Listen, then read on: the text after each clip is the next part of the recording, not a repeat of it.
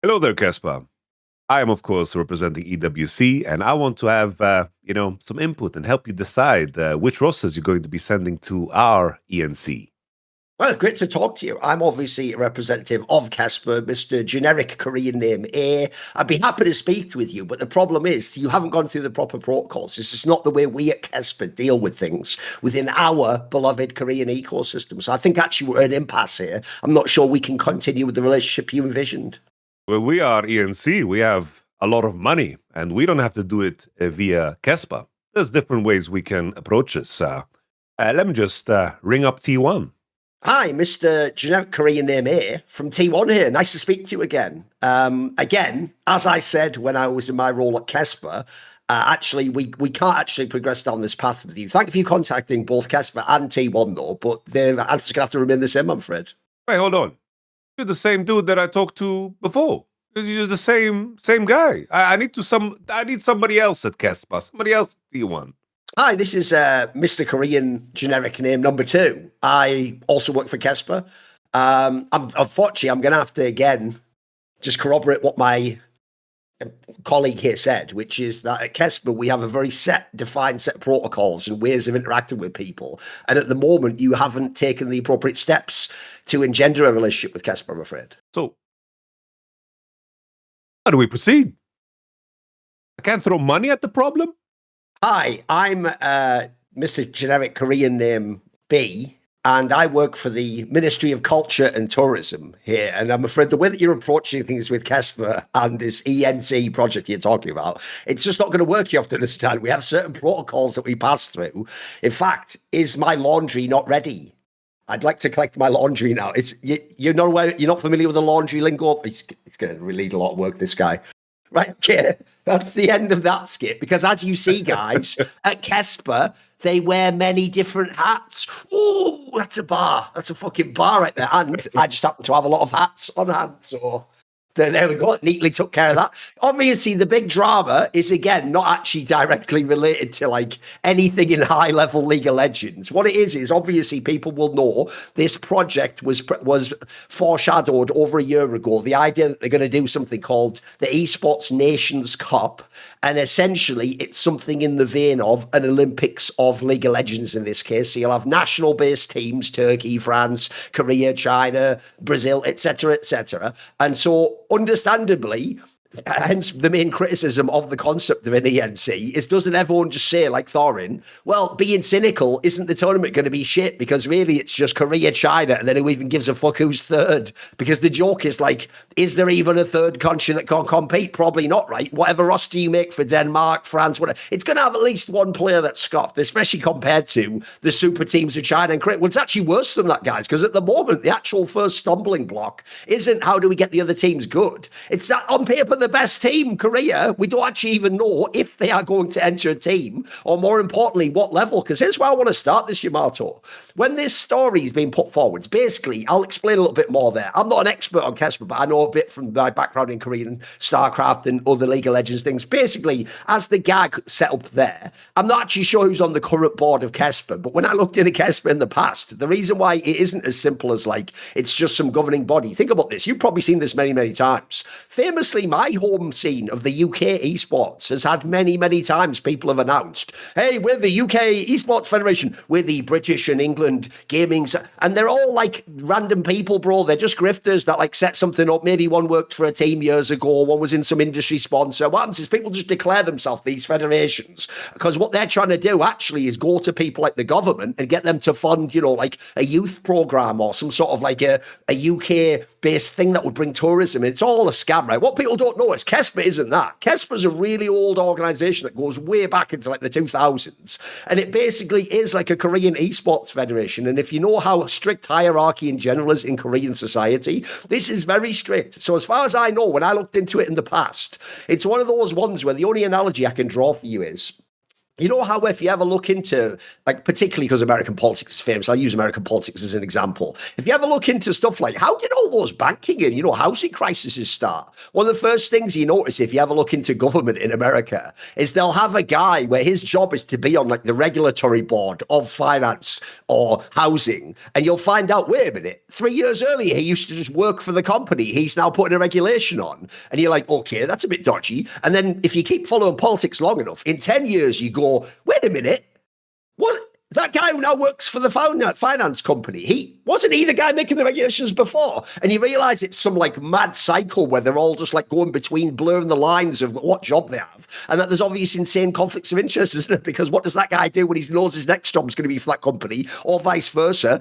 Isn't he doing a favor for his old company when he then takes that gig? So similarly, basically, when I looked into Kespa a long time ago, because people have had their battles against them, in fact, even Blizzard battled them over StarCraft 2, believe it or not. When these battles had taken place, what you tend to find is Kespa, like I say, isn't just some random group of people who said, hey, we run Korean esports. They really are like an actual federation that was set up with people like the top people in the biggest orgs, T1, CJ Enters. They had people, I believe, like the broadcasting studios, I believe, were involved with them. So I think like OGN and NBC Game were involved with them. Then you had, as I alluded to there, at some point in time, at least a minimum, an honorary role, they had someone from like the Korean board of, like, as I said, like a culture and tourism or something like that, because again, I imagine they understand this is a way you're going to market Korea as a place for people to come. So the point is, everyone essentially has a political or financial stake in Korean esports. It seems like they have some direct connection to, or they just themselves are in Kespa. So this topic, even though it's being presented, Yamato, as like, hey, ENC's tried to talk to Kespa about who the roster is going to be for Korea. And at the moment, Kespa's sort of said, we're not playing ball. So they're just going to do something else with it, right? Basically, I want to set this up that actually, I don't even know, based on this,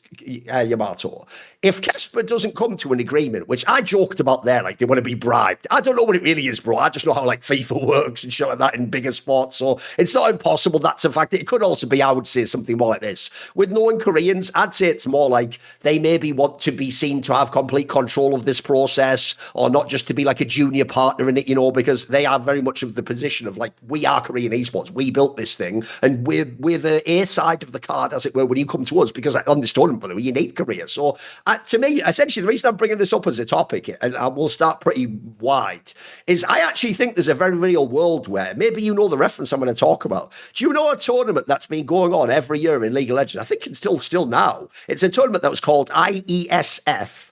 And it was called like International Esports Federation or something. And basically, it's a competition. Maybe you don't know this, so shock you then. It's a competition that has run almost every year.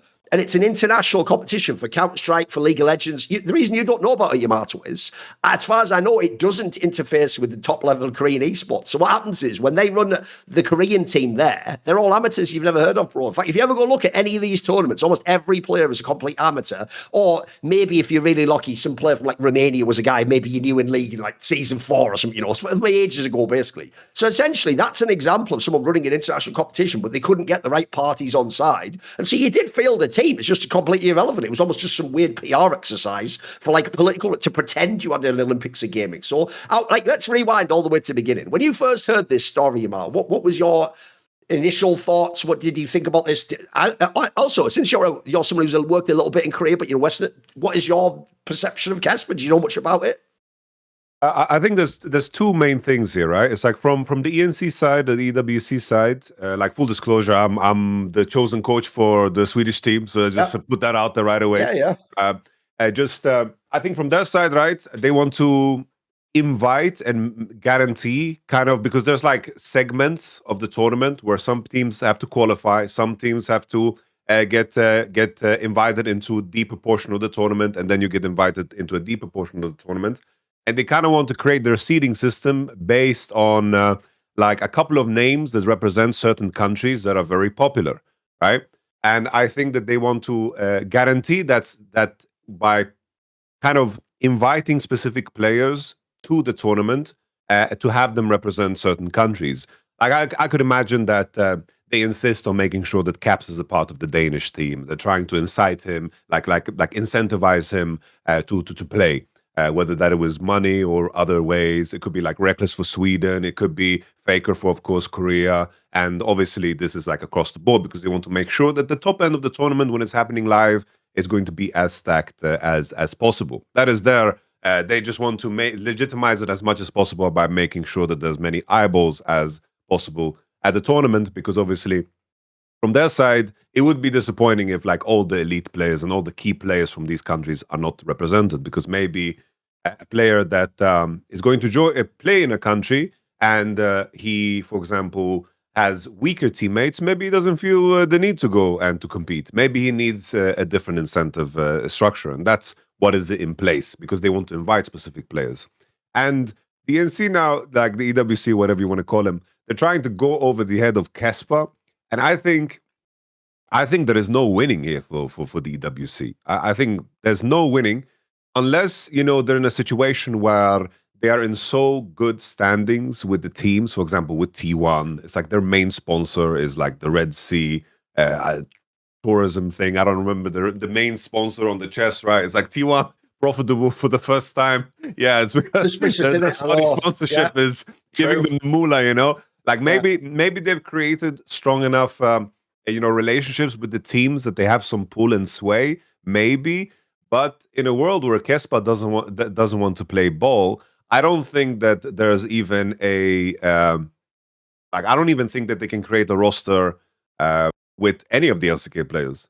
Yep. I think it's you don't. It's not that you only don't get the top end. I think like the roster will be maybe like imports that are playing in Europe that maybe see themselves never playing in Korea. Because I think if you go over the head of Kespa, it's like I think already from that side, I think in the country it will look like, oh, you are doing a big no, big disservice. Kind of tie it into the whole tax situation with Ruler too. It's like I think in Korea people are going to view it very differently. And as a follow-up as well, I think maybe you'll even get sanctioned by Kespa if it comes down to it, if you are going to go over their head as a player in a high-end team, which would be, of course, devastating because, as you mentioned, it's like the hierarchy and the respect towards authority is much clearer. And it's been said, like, if a Korean player goes to go compete at the DNC, then you're going to not be allowed to do it under the South Korean flag. You're not going to be able to do it under their banner. And the key difference here, right, is that Kespa is the federation. It's just similar to in any traditional sports. We see this in football for every country. We see this for anything in terms of like the Olympics or any committees that are there in place to choose which athletes are going to of course perform and to compete. These bodies are there for all traditional sports, but of course for Korea specifically, they have this in place for esports too. So I think there honestly isn't a lot of winning here for ENC to be done unless they have that sway into that pool. But Kespa just acts different. I think we could see a world, like if there's a world where Korea doesn't participate, it delegitimizes the whole competition. So I think that the leverage is fully in Kespa's hands, and I think that Kespa knows, because otherwise, like, what are we going to have a team of like, let's say, Rooster, like Paduk and Jun? Like, we're going to have all the imports. Like, are they going to represent Korea? I'm not so sure about it, but I don't think it's gonna work. So I think everything is in Kespa's hands and their power. So NC has to play ball, unless, as I mentioned, maybe the T1 connection, Genji connection, something like that is gonna help them. Yes. Yeah, exactly. See, the problem was they wanted to figure out the best possible Korean roster, ended up with only a Korean roster. By the way, I don't normally do this, Yamato, but I'm going to do this weird break, a bit like Richard Lewis used to do back then on By the Numbers. I'm actually just going to give a quick shout out to someone in the chat, because the person in the chat who said they want Faker from Korea and UZI from China, you are so stupid. I actually don't know if I can even address what you just said there, because I actually think you might have made an argument with your statement against human beings having a legitimate reason to exist. Like, that's how actually stupid you are. Like, you nailed it with the Faker part, but the UZI part doesn't even make sense, you moron, does it? Like, he isn't even a fucking pro player. He retired. It's over. What are you even talking? So anyway, rewind that a second. We're back into it, right? The main point, by the way, as you said, we can even say it vaguely. They might want, because it's going to be like, it's over the eligibility of the roster and no, let's be real. The entire thing, if we're being cynical, Yamato, if you weren't involved at all, then we were just some people on a news station. The most obvious read of this is they just want to confirm confirm Faker will play in the tournament because Faker is the #1 draw in the entire world for League of Legends. You could argue for all of esports at this point in time until someone gets bigger in a Western game in some way. So at the moment, since he's the #1 draw, as you say, this has way bigger implications than even just how does Keria do in the tournament. Because two things. One, I actually think you can tie these stories together, bro. Like, there's a separate story we can address in a minute. It's a very minor one, which is when people used to do that thing, Yamato, when I told people these rosters wouldn't be that good, and they all rushed to go, no, but look, if you put these players together, what everyone always does is you get a country that has a couple of players you know, and usually you can get 3 good players. You can get 3 LEC players, and then already you're going into, like, diminishing returns of, like, well, didn't he used to play, maybe he could roll, and then already you've scuffed the roster, because, by the way, that roster would get murdered by China, Korea, right? So one of the rosters that people used to say would be a sleeper good roster was Slovenia. Because they've obviously got Mickey X, Nemesis, and Crown. Old spoiler, they've just said basically we're not playing in the or for that team, or at least in the qualifiers, right? Something along those lines. So first of all, that's the sort of players that maybe might change their mind if they find out Faker all the Koreans are playing. Maybe that would actually say, all right, so it's not just a random ass tournament in the off season, because that's another thing, Yamato. There's 2 different propositions for this tournament. If this tournament is all the best players from Korea and China playing, and then we're all going to sort of collectively play, it becomes a cool off season thing that's like different from the vibe of what we were doing before. If instead, though, it's just another tournament you have to play as well as all your splits and all your international tournaments, but if you're not, say, from Korea, then actually you might have like a couple of good players, a couple of random players.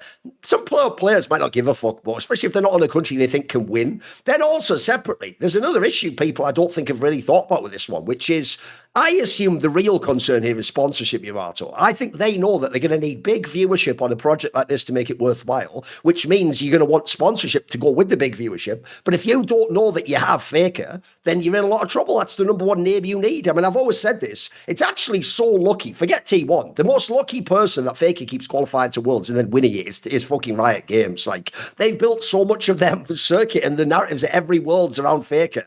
I always wonder what would happen if he didn't turn up pro. Because if you have to reset the narratives and you only have Chovy and BDD and Knight, well, every narrative was the antagonist of Faker. Like, without Faker, your whole like narrative falls apart. It would be like if I made another season of fucking like Daredevil, but Daredevil isn't in it, bro. It's just Kingpin and fucking the Punisher's it. But it's where it's Daredevil. The whole thing's about Daredevil. So the other thing is as well, I imagine there's a financial element, which actually leads into another detail, which I'll bring you in on now. Do you know what I actually think a very real reason also why this deal hasn't happened might be? Which is, I'll tell you one thing, people might not like, as I alluded to, certain aspects of Korean culture which seem nepotistic. I mean, if people don't know, I'll tell you another very brief story. When Monty used to work for OGN, I remember asking him about the structure of the companies, like the chairballs that worked within Korean esports. And basically, this will blow your mind, bro. OGN, the company he worked for, is the broadcaster commentating OGN Champions, the tournament, also was, I believe, owned by CJ Enters, who at the time had the best teams in the tournament, all at the same time. And then there was like a connection through that to the team. So like normally in the West, we would be like, whoa, like bring in some like antitrust laws, you know, separate this. No, like that's just how they do things there, bro. And the assumption there is it's actually, especially with no proof, a bit. It's kind of scandalous there to say like, hey, I'm calling you out. You could be being dishonorable and doing something fucked up. It's like, no, but I wouldn't do that because I'm Korean. That's like their way of thinking, right? So first of all, believe it or not, as much as people might not like nepotism, one thing I'll say about Korea in general is if you have a look at those Asian Games rosters, the examples of where Kespa has played a role in selecting Korea's representatives, bro, they've actually been very fair. If you ever go back and look, like for example, it's not like if you're someone like a Kanavi, you can never get in the roster. You actually chances they would let people like that who were playing in the LPL play, which is by the way very fair. You could say if you're Kespa, you should say fuck it. The best Koreans play in LCK only. No, they haven't done that. They've actually allowed other people in. Secondly, the years they have put Faker on those rosters, he was still on a top 2 teammate. Actually, it was justified that he could be there because he's not only Faker, but he was actually still a good player. I actually think, believe it or not, Yamato, part of the concern about this might actually be competitive from Kespa's side. Because if you call me up on this year only, Yamato, and you say to me this year, before the tournament, can you guarantee Faker is essentially like the starter or the sub mid laner? I actually can't guarantee that right now. In a good faith, Yamato, unless I want to be corrupt myself, wouldn't I right now have to say the first person will be BDD? then we're probably talking like, mate, what now? Like, is it even It could be Chovy, it could be ShowMaker. I'm sorry, actually, right now, as of this moment, unironically, Faker wouldn't even be top 3 or 4, mate. Like, there's actually, unfortunately, not only is T1 not good, he's been one of the reasons they're not very good at the moment, mate. So I'm not even trolling when I say they could even be a very legitimate element where they just don't want it to be like semi-rigged, because I actually think right now, if you go enough, if the logic is we're going to put the best team forward so Keria can win, I don't know that you would pick Faker right now. What do you think? I think that's fair. Yeah, I think that's 100% fair in this moment. It's like I have full respect for Faker, what he does at the World Championship, whatever. But in the context of current form, easily Zeka, ShowMaker, BDD, Chovy are playing much better than him. I think you could even go further down the list and maybe find some performers here and there on some off games on weaker teams, like a Closer or a UCal, because Faker's form is really not good right now. And to reference back to the roster that you mentioned, it's like we had that JDG year where Ruler and Kanavi were like the best, and they put Ruler and Kanavi on the team even though they were competing in China, and they had Ruler, Kanavi, Zeus, and of course Chovy, Faker on bench, who was still competitive at MSI. This was like when they still were a top 2 team and were losing those finals at the time. This is and of course Keria as the final one. It's like they take things very serious. So on my side, I would agree with Shu that in terms of their track record, in terms of building the rosters in the League of Legends environment, I do think it's I would lean towards that speculation that they just want to maintain control and also to make the roster as good as possible. Because I don't know if people remember, but Koma built that team, right? And he then said publicly, "This is so much stress, there's so much pressure." Like publicly, a lot of eyes on this. It's like people are going to react very specifically if you take the wrong decisions, even if you take the right decisions. So there's a lot of pressure and a lot of eyeballs and a lot of discussion on who actually gets sent. Obviously, this year, I believe we have Asia Games again, right? That tournament is going to carry so much more weight because of the military exemption. And I haven't seen any of the conversations start yet about that selection. But I do think that is going to give us a little bit more insight in terms of how things are being viewed, because it would be surprising if the roster for the Asian Games is different from the roster that they want to send to, of course, ENC. And additionally, the deadline for the roster is a lot sooner than anything else, because the ENC wants to plan everything as much as possible to guarantee that the tournament's good. An additional thing is like, people mention that Saudi Arabia has like endless money to throw on this. They don't. They really don't, especially with the current climate in the political sense now, with the with the war in Iran and so forth, in terms of their control and U.S. hegemony, in terms of how they can generate their revenue. It's like things are unclear. So it's like waste is seen as waste, because a lot of money is being spent on these tournaments, and if they're not successful, at some point they're going to pull the plug. These are big sums of money that are being thrown at the EWC and ENC. They've spent hundreds of millions, and this tournament as well. I think that what they've announced is like $40 million in funds in terms of like making sure that teams are in place and incentives, which is a shit ton of money. And Saudi Arabia doesn't have endless money. Like they will look at this as a form of waste if things don't go right. Like they can't just endlessly run EWC ANC at a loss. That's just not going to happen. Yeah, there's a few things on this. One, as you reference, actually the big elephant in the room is the Asia Games, bro, because this is why I asked earlier, like, how do people perceive ENC? Because right now, bro, I perceive it as it's almost like an alternate to an All-Stars tournament, bro. You're just trying to put these weird, wacky rosters together. You're going to play on the nationalism aspect, because that's what the Olympics is based off anyway. And then there's two details here. One is if you don't get Faker, but let's just use Faker essentially as a stand-in for the most famous Korean players. If you don't get the most famous Korean players, that alone, by the way, forget it. China can even send the All-Star team. They can send like what used to be BLG, basically. It won't matter. Without Korea, they are the number one partner you need, and you need the best Korean players, because as you say, it legitimizes this as a serious endeavor, and everyone else will follow suit. First of all, that means that Korea is not stupid, bro. They know if they are like the one with all the leverage, and if they have the leverage, they can actually hold out in this case, and either they can get the terms they want, or as you suggested, I think this is true, by the way, I could absolutely see a world where, because the Kespa teams are involved with Kespa, they're not just separate entities like in the West. I could actually see a world where they just announce as like a group, we're doing a block boycott of this tournament. No LCK/Kespa team will compete in this event. You can take amateurs, as you say, just they know that would invalidate the tournament, and everyone to a man will do it. Even the subs won't play, even the challenger players won't play, even the tryout partner people, as long as they're vaguely associated, none of them will play in this tournament, which would have a big effect. And the reason why the Asian Games one is big to bring up is this, Yamato.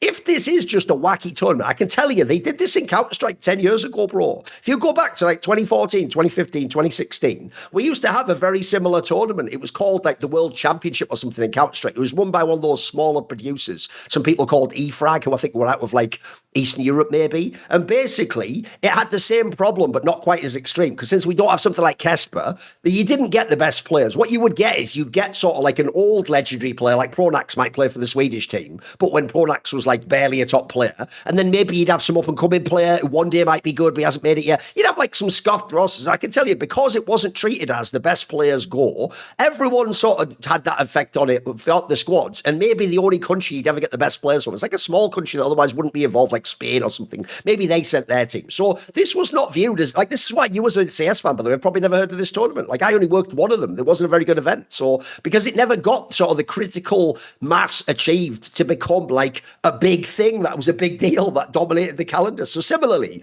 if Korea doesn't go, and if this just ends up being some wacky, like, lol, cool for, I don't know, people like Adam, if he gets to play for Team France, if that's what we're doing, then actually, if you're Korea, even though to us, you know what's funny, Yamato? In the West, we don't really give a fuck about the Asia Games. We don't watch it. I mean, it doesn't really even have proper broadcasters, bro. Like, it's considered just a thing Asian. But what people probably don't know, Yamato, is it actually means a lot in Korea. Like in Korea, they do view that as an official international tournament. That's why they're having Kespa get involved. Remember, that's the only tournament, bro, that winning it actually was getting you an exemption from military service. Not winning the World Championship. Faker had already won 3 worlds and he was not getting the exemption for that, although I think he got one for separate reasons. But if you were people like Chovy and all the rest of them, you had to actually go and win this gold medal to have part of your reason. So they treat the Asia Games as really important. I imagine, by the way, for obvious reasons, for political reasons. If you think about it historically within Asia, Korea isn't the big power player, but in fucking League of Legends they are, bro. In League of Legends they can be number one and they can show the others, like, politically, this is something where we're the best within our region. So actually, Asia Games matters a lot. And one, I don't think they want any competition right now to interfere with that and to become like, instead of Asia Games, this is what we're doing. And then secondly, I'd also imagine, as I said at the beginning, the way that Asia Games treats them is that they are the ones who get to decide all this and they get to represent Korea. And I imagine they're coming at it from a different angle, because here's the other thing to tie into this. There's also a bigger game being played by the Saudis, in my opinion here, Yamato, which is, you've probably seen, especially the last 5 years, but the last 10 years, every year or so, you always get that story that goes like this. The International Olympic Committee is in discussions to potentially involve esports. Then, like 6 months later, you get the same story, but it goes, the International Olympic Committee has decided not to include esports at this year's games, but it will revisit its decision in the coming years. And then a few years later, you get the same story again. It always hints that it could be involved, but then we get told, but you're not yet, right? Basically, if you know how politics works, that's like a public way of saying, like, if the business shit makes sense, will it come into your space if we can get the right partners, basically? Or if we can't, then it's obviously our plan eventually to come in one day, but we'll just keep saying we'll try again next time, because it's a 4-year cycle, obviously. Now, it's implied to me that just as the Saudis want to be involved in top-level esports and have esports come to their country, they also, presumably, a bit like they've done with other things they've taken over esports once, they would love to be the Olympic partner, bro, for esports. Imagine that. That would be the ultimate sports washing. Now, no one involved in the Olympics will say shit about your country or anything you do. That's actually a banger angle. If you want to spend your bucks, bro, that's not a bad angle. So maybe also, if you're Korea, you know that this isn't just about 2026 ENC. This might actually be about a bigger thing, where if they establish ENC, maybe that becomes the first Olympic thing, because I've heard that they've also been meeting with the Olympic committees, and that's another discussion that's been going on. By the way, if people want an obvious comparison here as to how this would work, even how in terms of sports washing, surely everyone remembers it wasn't that long ago, the World Cup in Qatar. You probably remember this, Yamato. There were stories coming out about that and the conditions of the people making the stadium years before the World Cup. Remember, like all the newspapers said about it years before. And actually, that was the moment that I knew years before esports. No one gives a fuck about sports washing, bro, because everyone kept going, oh, this sounds terrible, isn't this bad? And then it just happened. We all watched the World Cup. It happened there. Everyone pretended, remember, they were going to do, the England team pretended they were going to wear those like LGBTQ badges. And then FIFA or whatever was like, we'll literally just give you a yellow card every game you have that. And they were like, oh, what badge? But anyway, game on. Like, and then everyone just went on as usual. So actually, this is why I brought this story up. I know to a fan, they think this is just like this week's drama. This actually has pretty wide-reaching implications, though, for like League of Legends esports in general. Like, I could see this being like sort of a big power-shaking move, even though to us, we're already seeing this small little regional battle between who gets to decide who plays for Team Korea or whatever, you know. So I thought it was interesting to discuss, though. It was more of a slow week in terms of the games. Like, I actually think there's a lot to that topic. And by the way, sadly, I'm not the number one expert on Korean esports. I'd love someone who's actually in the Korean space to maybe address this, even though sadly, if they're really connected, they by definition won't be able to address it, which has been the sort of catch-22 we've been in for many years, gentlemen, unfortunately. The Four Horsemen episode with generic Korean name A and B and C. That'll be the dream. Yeah, that'll be the dream. You brought me back to WCG days, like World Cyber Games. Like that was a massive tournament. I remember at its peak, like they had every title possible, almost every country possible was involved. But if I remember correctly, WCG was one of the orgs that also got like undercut by that early days of Riot Games, where they just removed League of Legends from every competition. I don't know what happened in other titles, but I think Blizzard did something similar, but it's kind of crazy. Do you know what's crazy on the nose, by the way? You won't know this because this is really old lore about esports. World Cyber Games itself was a Korean project. It was created by Samsung as a way to show off to the world how good Koreans are at games. That's why all they did immediately was belt to ass in StarCraft and games like that immediately on the first editions. Like, yeah, exactly. Bro, it's actually a very on the point example because it's showing you that Korea has always been about showing. Because, by the way, think about what I said earlier is totally logical. Bro, they're not winning massive world wars. They're not some giant company of their only areas they're mega in is tech and video games. So if that's your area, you should flex it. By the way, I've even made this joke in the past, but people think I'm joking. I'm not. If I was some smaller European country, by the way, I'll give you an example like Slovenia. If I was Slovenia, I'd never shut the fuck up bragging about having Mickey X Pro.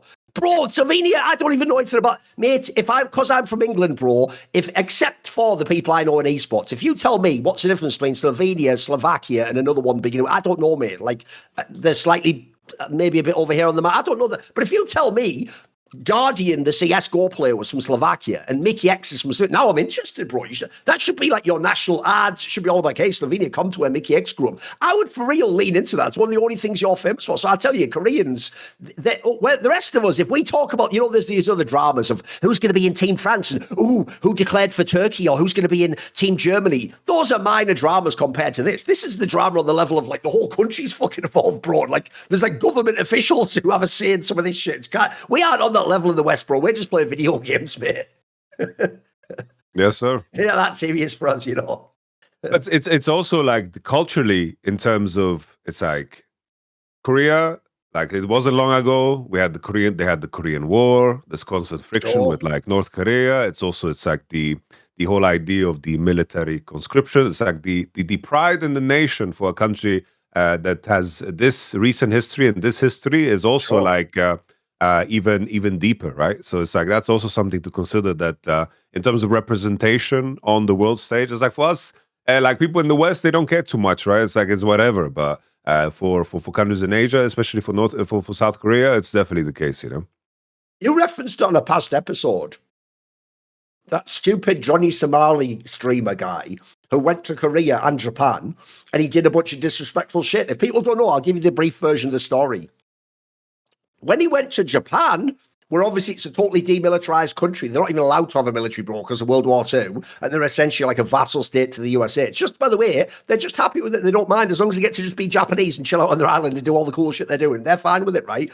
He went there, bro, and he did all the disrespectful shit, and almost nothing happened to him. When he went to Korea and he tried fucking with their national monument to like what happened to women in the war, he didn't understand the difference between Korea and Japan, bro. Korea, as you're saying, is an explicitly militarized country because technically they believe they're in like a Cold War with fucking North Korea where that still hasn't been resolved yet. And in theory, I've been there. They will sometimes claim that like there might be like bombs or something coming over. There might be tensions on the border and shit like that. That's why that demilitarized zone is a big deal. That like area where famously Trump and Kim Jong-un went and met for like the first time ever or whatever the fuck. So basically, not only do they have the military service, but more importantly, people actually really still care about that institution. It's a big deal because everyone has to be involved in it. So the craziest thing to me is this. What that Johnny Somali guy never understood was, notice how Yamato, when he did his streaming after that, after he'd been disrespectful, the people who attacked him were all people who'd been in the Korean military. Did you see that? They were all people with like shit. Because those people are actively engaged with the idea of what the military means for Korea, that's why they're able to be a free country, and that they're not like enslaved by North Korea.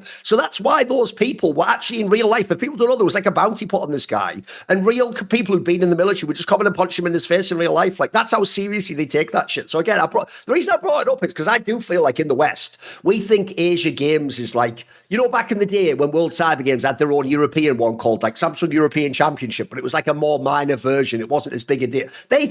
People think it's a minor thing. I think to Koreans it's massive. And then also, as you probably know, people think when, you know, after Worlds, there's those stories where if you're a Korean team and you lose, they say that thing like swim home or whatever if the event's in America. People think that's just like sports banter where we say, cut this guy. So, no. They almost mean like you have disrespected Korea. You have failed us. You were supposed to show that we're the best. Just fuck off. You know, they're almost saying you're not Korean, bro. Like they're not saying that's some minor diss. That's like a really deep fucking cut, bro. That's basically like saying to your kid, like, you know what, find your own way home. You don't live with us anymore. I have no son.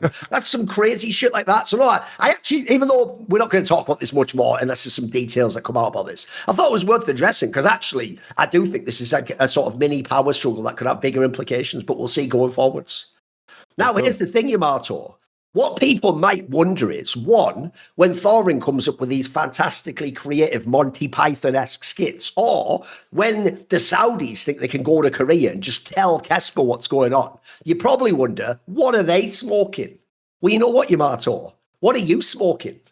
Well, that's the thing. I am smoking nothing. That's the detail of fume. Okay. So basically, I used to smoke heavily in the past. Heavily in the past. And I quit. I had to do like a lot of different things. Like I went from smoking to vaping to kind of cut down on it because the smell was horrible from smoking, and cutting habits can be very, very tricky. And what finally saved me was just moving apartments, because then I was in a new environment and I had the pressure from my current fiance to quit or I'm leaving. So it's like I could break habits by changing my environment completely, but that's a big ask for people to do. So Fume offers you the exact same kind of experience of the smoking, because when I got this and I unboxed it, I was very surprised by the weight of it. And then instantly I was like, how do I charge it? Doesn't need charge. All you do is just put one of these cartridges in and then boom, and then it just has a smell to it. The fact that it has a weight to it feels very nice for the hand, because usually I think for a lot does it feel like a vape when you hold it? Does it feel like a similar weight? It has like a very, very fun, like neat weight to it. Even just having it in the pocket feels kind of comforting in a weird way, because it's like how your cigarette pack or your vape kind of lands in your pocket. In my experience, it is a part of the comfortable thing. It's like you check your keys, you check your pockets, you have it, everything is there. It's kind of a habit that brings you comfort, right? That's the detail. And the fact that I can fidget around with it, play with it, the smell is quite nice. I currently have orange vanilla in. I have another one, the cinnamon one I really like. There's some strong ones, some lighter ones, in terms of all like these, flavors that you can find pretty much in nature. You know, it's like crispy mint, black licorice. Some smell very strong, some less so. I kind of just like to smell it and with my nose. Some people would use it differently. You can just inhale. There's no smoke. There's no part of it that fires off. There's no fire to it. I was very surprised that there was no charging component. You just take it out of the box and you're good to go. You get these kind of flavor things. It says that they last for 3 days, but I've managed to use them for longer than that because the smell is quite strong. I think like the fidgeting aspect and just having something to play around with in your hand is a very very crucial detail. So I mentioned that I stopped smoking because I changed apartments. Not everyone can do that. This is a very very good way to do it. So rather from jumping from cigarettes to vaping, because vaping can also be dangerous in the sense that it's accessible everywhere. I think it's cool that you can use it everywhere without disturbing anybody at all. So I mentioned some flavors. There's crisp mint, raspberry. Personally, I mentioned orange vanilla and cinnamon. I like it. Kind of reminds me of Christmas in a fun way.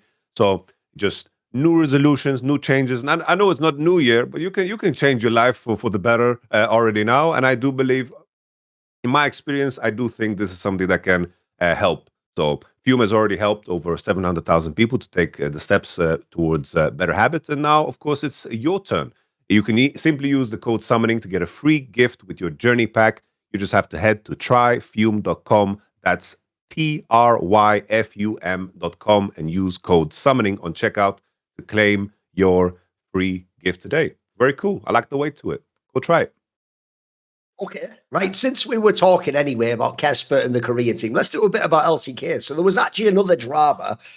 I just decided not to lead with it because I know enough about which players sort of hit to know who the West is really involved in. And even though I understand FearX went to first stand, and in theory, on paper, we even thought they could have been like a finalist or something. They actually even gave BLG a decent game. Unfortunately, I don't think yet they've reached like the inertia you need to be considered a giant name. Like basically, if it wasn't for Vikla playing LCS, I think the only player most people can even name is Diable. I don't think people know the rest. But anyway, the key story is this.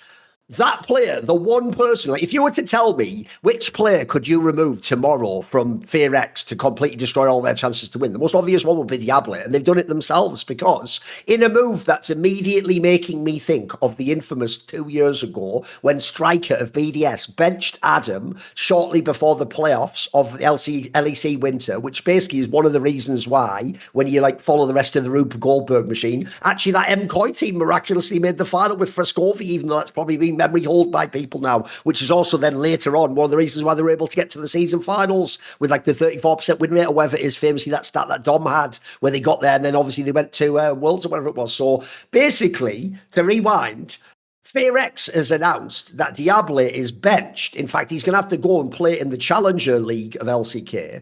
And basically, as far as we can tell, it's for like behavior/cultural reasons. Like it's something to do with like his attitude or how he's behaved within the team. So what are your thoughts on this news?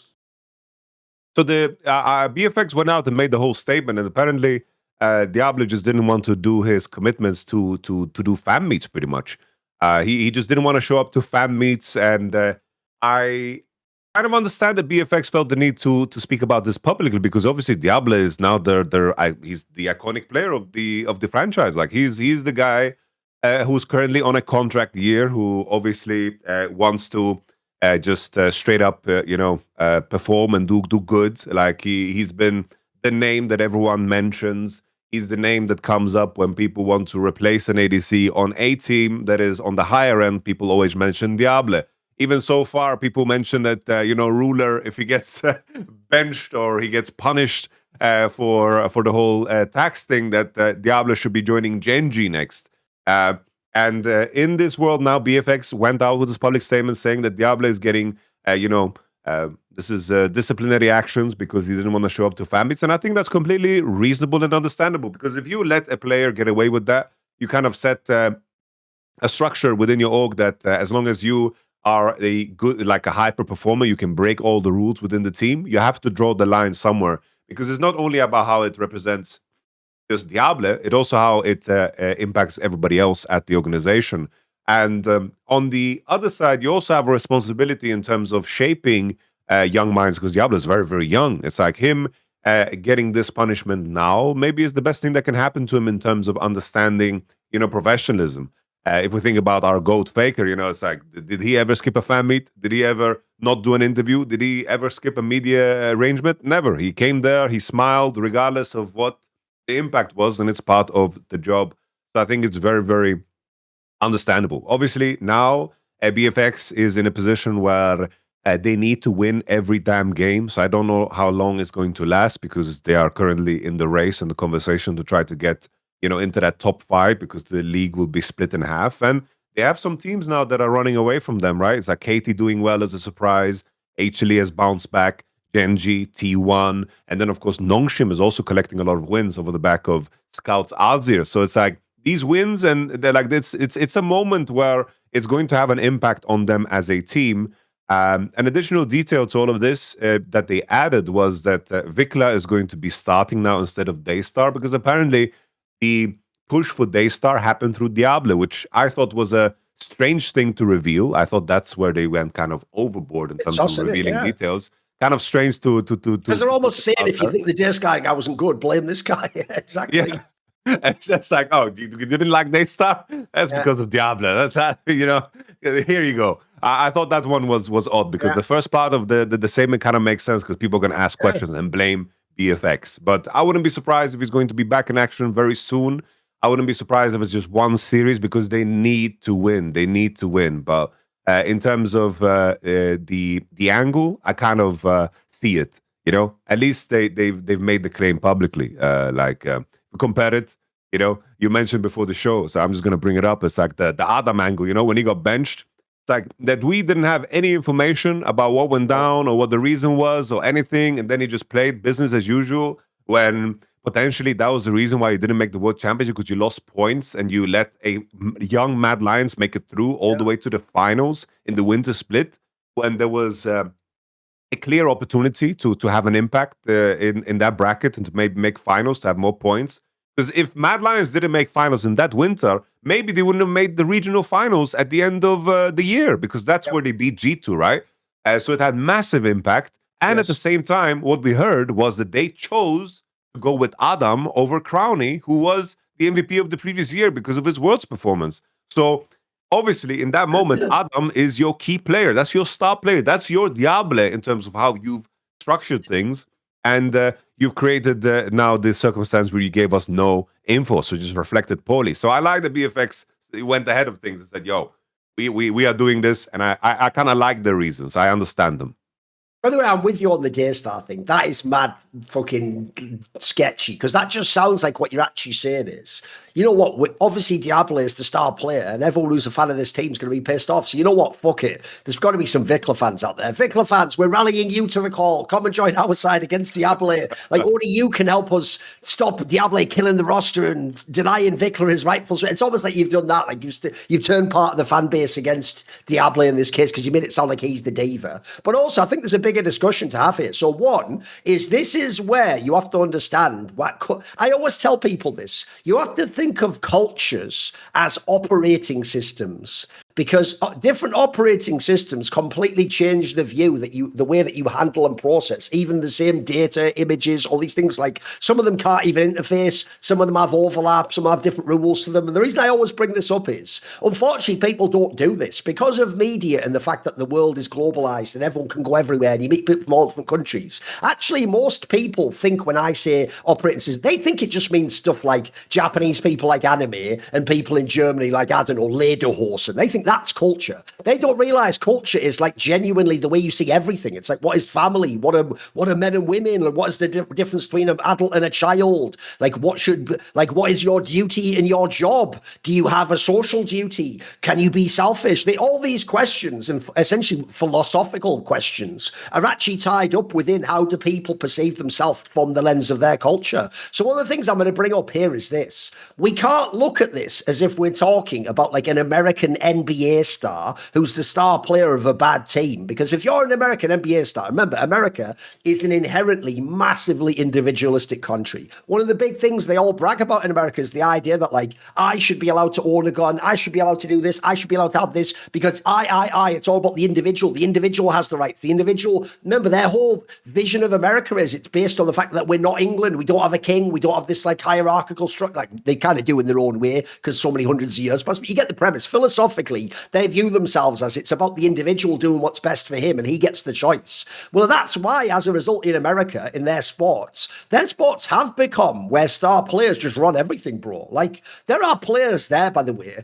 who it's the opposite to esports and Korean esports. Like, there are American star players in the NFL and NBA who will get involved in like serious crime shit, bro. Like, they might kill someone in like a drink driving accident, or they might on camera, this happened in the NBA, on camera, they might just go on Instagram Live and just be holding like a fucking gun on camera, being like, lol, right? Those people might get like small punishments. But by the way, their punishments don't even get blown up as big as some of these stories from like Korea where someone was rude to a coach, because people in that team understand, look, he fucked up, he has a bad PR angle, but we need him in the team. That's our star player. And if we piss him off, this is the key thing, because our whole culture is about appealing to the individual, we might have to kick him because he's a bad influence on our team. But then our rival's just going to sign him and they're going to win without us, because they're going to be like, look, maybe we can give him the deal that he wants, or give him the power he wants, or get him the teammate he wants, and then he won't be a problem for us. So first of all, even though it might look like Diable is that, because you set it up right, in theory, this should be the number one player outside of Chovy and Faker who actually has the most leverage over what happens in his team, Yamato, because one, if he ever doesn't play or play well, the team is going to be irrelevant. Like right now, by the way, it's the worst time ever for FearX. Like, if Diable doesn't play well, and he hasn't in some of the games this split, they're not even vaguely a team that's going to make MSI. They're completely back where they used to be as the old bad FearX. They're just a random team that can get the odd upset, maybe. Then also, you would think of how powerful specifically Korean ADCs are. Bro, Korean ADC is the craziest catnip for the LPL ever. Because one, if you're the LPL team, you tell them, listen, I'll pay you millions of dollars. And you know what? In this region, we just play around the ADC, bro. You're just the fucking kid. You get to be Uzi, but Korean, basically. Do you think of Korean ADCs have made a lot of money going to the LPL, bro? I'll give you a list. So Pays himself just did it. That's how he got back in the T1. Viper is over in BLG. Before that, you had Ruler on JDG. You've had Death back in the day, Imp, Mystic. You go down the list, bro. There's a lot of them have gone over there. It's been a place that you can go to. Either you want to get paid to be the star player, or you just want to leave your Korean team. You don't want to be stuck on Nongshim your whole career and not be on T1. So not only, like, to us as Westerners, we would think this guy can do whatever he wants. If he leaves, FearX is fucked. If he also leaves, he can go and be a superstar anywhere else. That's not how they view stars in Korea, though, bro. Like, as you said earlier, mate, I'll go one further than that. Not only does Faker do all of his media engagements and meet fans, even to this day, even though if you think about it, I'll give you the analogy in the West. Bro, if you're some superstar player or even just like pop star, if you get big enough, you can even say, fuck it, I'm not meeting the fans. You can have like one fan meet every 6 months. Aside from that, I don't come out after the concert. Like, I'm finished today. You could be a mad diva. Faker doesn't do that to this day. As far as I know, I've seen the videos. He still goes and does the fan meets at the fucking, like, it's not a Law Park anymore, whatever that venue is called that they go to. He goes outside that one where all the, you know, when the fangirls come with the cookies and he goes and meets those people still, bro. But I'll go one further. As everyone forget, Faker himself twice in history was benched in T1. There's the famous one with EasyHoom, but a lot of people don't know in season 8. Remember, they had like that guy like Perion or whatever, who they put in instead of Faker when Faker was playing badly. Now, when Faker got benched, I can tell you, neither behind the scenes nor in public was there any incident about this. There was zero drama, even though bro, he was Faker. Like in season 8, by the way, he'd already won 3 worlds. If that was West, by the way, one, you'd see through the media the story of like, I'm being fucked over, what the team thinking. You'd leak anything you wanted. But also, actually in the West, bro, there are star players. It's happened in a number of sports. It's happened with my team, Liverpool. We benched our star player, Mo Salah. Bro, he was just saying shit on Instagram and in the public, like making like crazy allusions to maybe like the team's betrayed him or the fans are on his side, so why isn't he playing? He was doing all sorts of like shit stirring because again, we're all individualistic in the West. We just view it as like a business thing and it's hurting my brand, so I want to get up there. Not only is that not the case in Korea, but I actually want to make the case that the difference is Striker's idea with BDS theoretically, philosophically was a good idea. It was a way of showing, even if you're actually, because at that time, as you said, bro, they'd already pivoted from Crowley. This is when they had Ice. They'd basically already said to Adam, you win. In the battle between you and Crowley, you win. We picked you. But if you're going to be such a dick after I pick you and make you the central point of the team, and if people forget, by the way, that might have been Adam's best split. He was really good at that split too. He was like probably the best top player in LEC. They were trying to send in the message, but you aren't bigger than BDS though. You aren't bigger than Strike, whose project it is. You're still just a player, even if you're the star player. And so to prove that, even though it's actually going to hurt me, ended up fucking them over. They lost the series. I'm going to bench you and put a different player in to teach you a lesson, because hopefully this will humble you and you'll realize you're not bigger than the team. Now, the problem with that is, as you said, because this is the West, bro, Adam didn't take that lesson because since he was the best player, you couldn't keep him benched forever. He came back shortly after that. And then when he came back, as far as I can tell, it doesn't look like much change. Like he ended up not being in BDS, spoiler. In fact, he doesn't even play in LEC at all right now. You remember he had that brief period on Rogue, and after that, no one else wanted to pick him up. By the way, spoiler, if you know how things work behind the scenes, you do as a coach, every fucking coach will have told the stories about Adam. And there's a reason why, even though I think he's probably still better than some of the worst top laners, that's why he doesn't get to play, because he's perceived as, he wasn't fucking Canna levels. And unfortunately for him, he would have to have been Canna levels or Nakanako to overcome the rep he has for his baggage and who he is as a person. Let me give you a brief example of why in the West, this type of coaching is extremely rare, right? I've got two examples. Maybe you'll know them, maybe you won't, right? Two of the most famous dynasties in sports that were based around the coach are actually the New England Patriots in the NFL with Tom Brady and Bill Belichick. But then in basketball, it was the San Antonio Spurs with Greg Popovich, the coach, and Tim Duncan, the star player. Now, what's really interesting, Yamato, is they both have the same exact approach to how they worked, which is their teams, which people acknowledge that the reason they were so great is because of the coaching stuff. Those are the same coaches for like 10, 15, 20 years. And those coaches, same story, by the way, every season, no matter what happens with the roster, they're always like getting a certain amount of wins, 13, 12 wins in the NFL, 50 wins in the NBA. They're always a playoff team. They're always roughly in the mix. And then every couple of years, they win the championship. It's almost the same story. Now you might ask yourself, why were they able to coach those teams in a way other great coaches couldn't? Well, what's cool is both of them have the same story. I'm not even sure how many fans, because they're two different sports, know that it's almost the same parallel. The story goes, Yamato, there's a million documentaries about this, that if you join the New England Patriots, people who joined from other teams who were stars and who joined to win, because they know this is where you go to win rings, they would say you'd be in the team.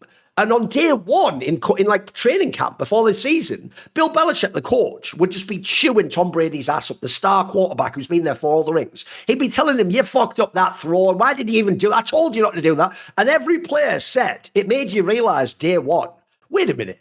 If Tom Brady doesn't argue back and he just takes it and he lets himself be coached that way, well, fuck it. I thought I was pretty hot shit, but I can't say anything. The fucking start. And it's the same thing with Tim Duncan. Supposedly, Greg Popovich also in the NBA used to coach Tim Duncan really hard. And so it meant every other player had to be like, right, fuck, I better fall in line, right? Notice how when I give those two examples, you've got a mechanism there that doesn't exist anywhere else in the West, bro. There is no star player in the West going, yes, coach, be just as hard on me. If anything, most Westerners, because it's our approach to society, is we do agree that if you're the star player, Forgiven, Simple in Counter-Strike, Adam to some degree, even Will say on a show, I know he's been bad, but fuck, you're going to lose the game if you bench him, you idiot. You may as well just play him and, sort of tell him to calm down. We can't actually use disciplinary measures against you because most stars, the perception is, the better you are as a star, the more shit we let you get away with, which I'll bring all the way back.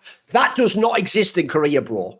In Korea, you can even be the best player ever, and if right now we just don't think you can play Azir, and Azir is the most important champ in the game, welcome in EasyHoon, a guy who never won anything ever. He was even considered a meme who just played shit like mages. He was like the poor man's Korean Froggen at the time. Like, we'll bring him in and put him in your spot because in our team, for real, it's just about one, are you actually the right player to win the game? And two, are you actually behaving in the way in our structure you have to behave? And I can tell you, not even Faker can't actually get away with being BM in Korea. That's just not a thing. Like, I've always told people this, even though it might seem weird. I know there's all those rumors that Monty always put out there, like Faker sort of gets to coach the team, or at least gets to choose who the coach is. He probably gets a lot saying it. Even so, in my opinion, even in T1, they don't think Faker is actually above T1. He's still below them. He might be their best employee ever, but he's still just an employee, bro. And he has to follow the rules of T1 and how they behave. It's actually one of the reasons, in my opinion, I told everyone as to why I think they went so nuts about the Zeus thing. They viewed Zeus as like, you're a T1 guy. Like, there's no way you'd ever just leave without like us agreeing. Their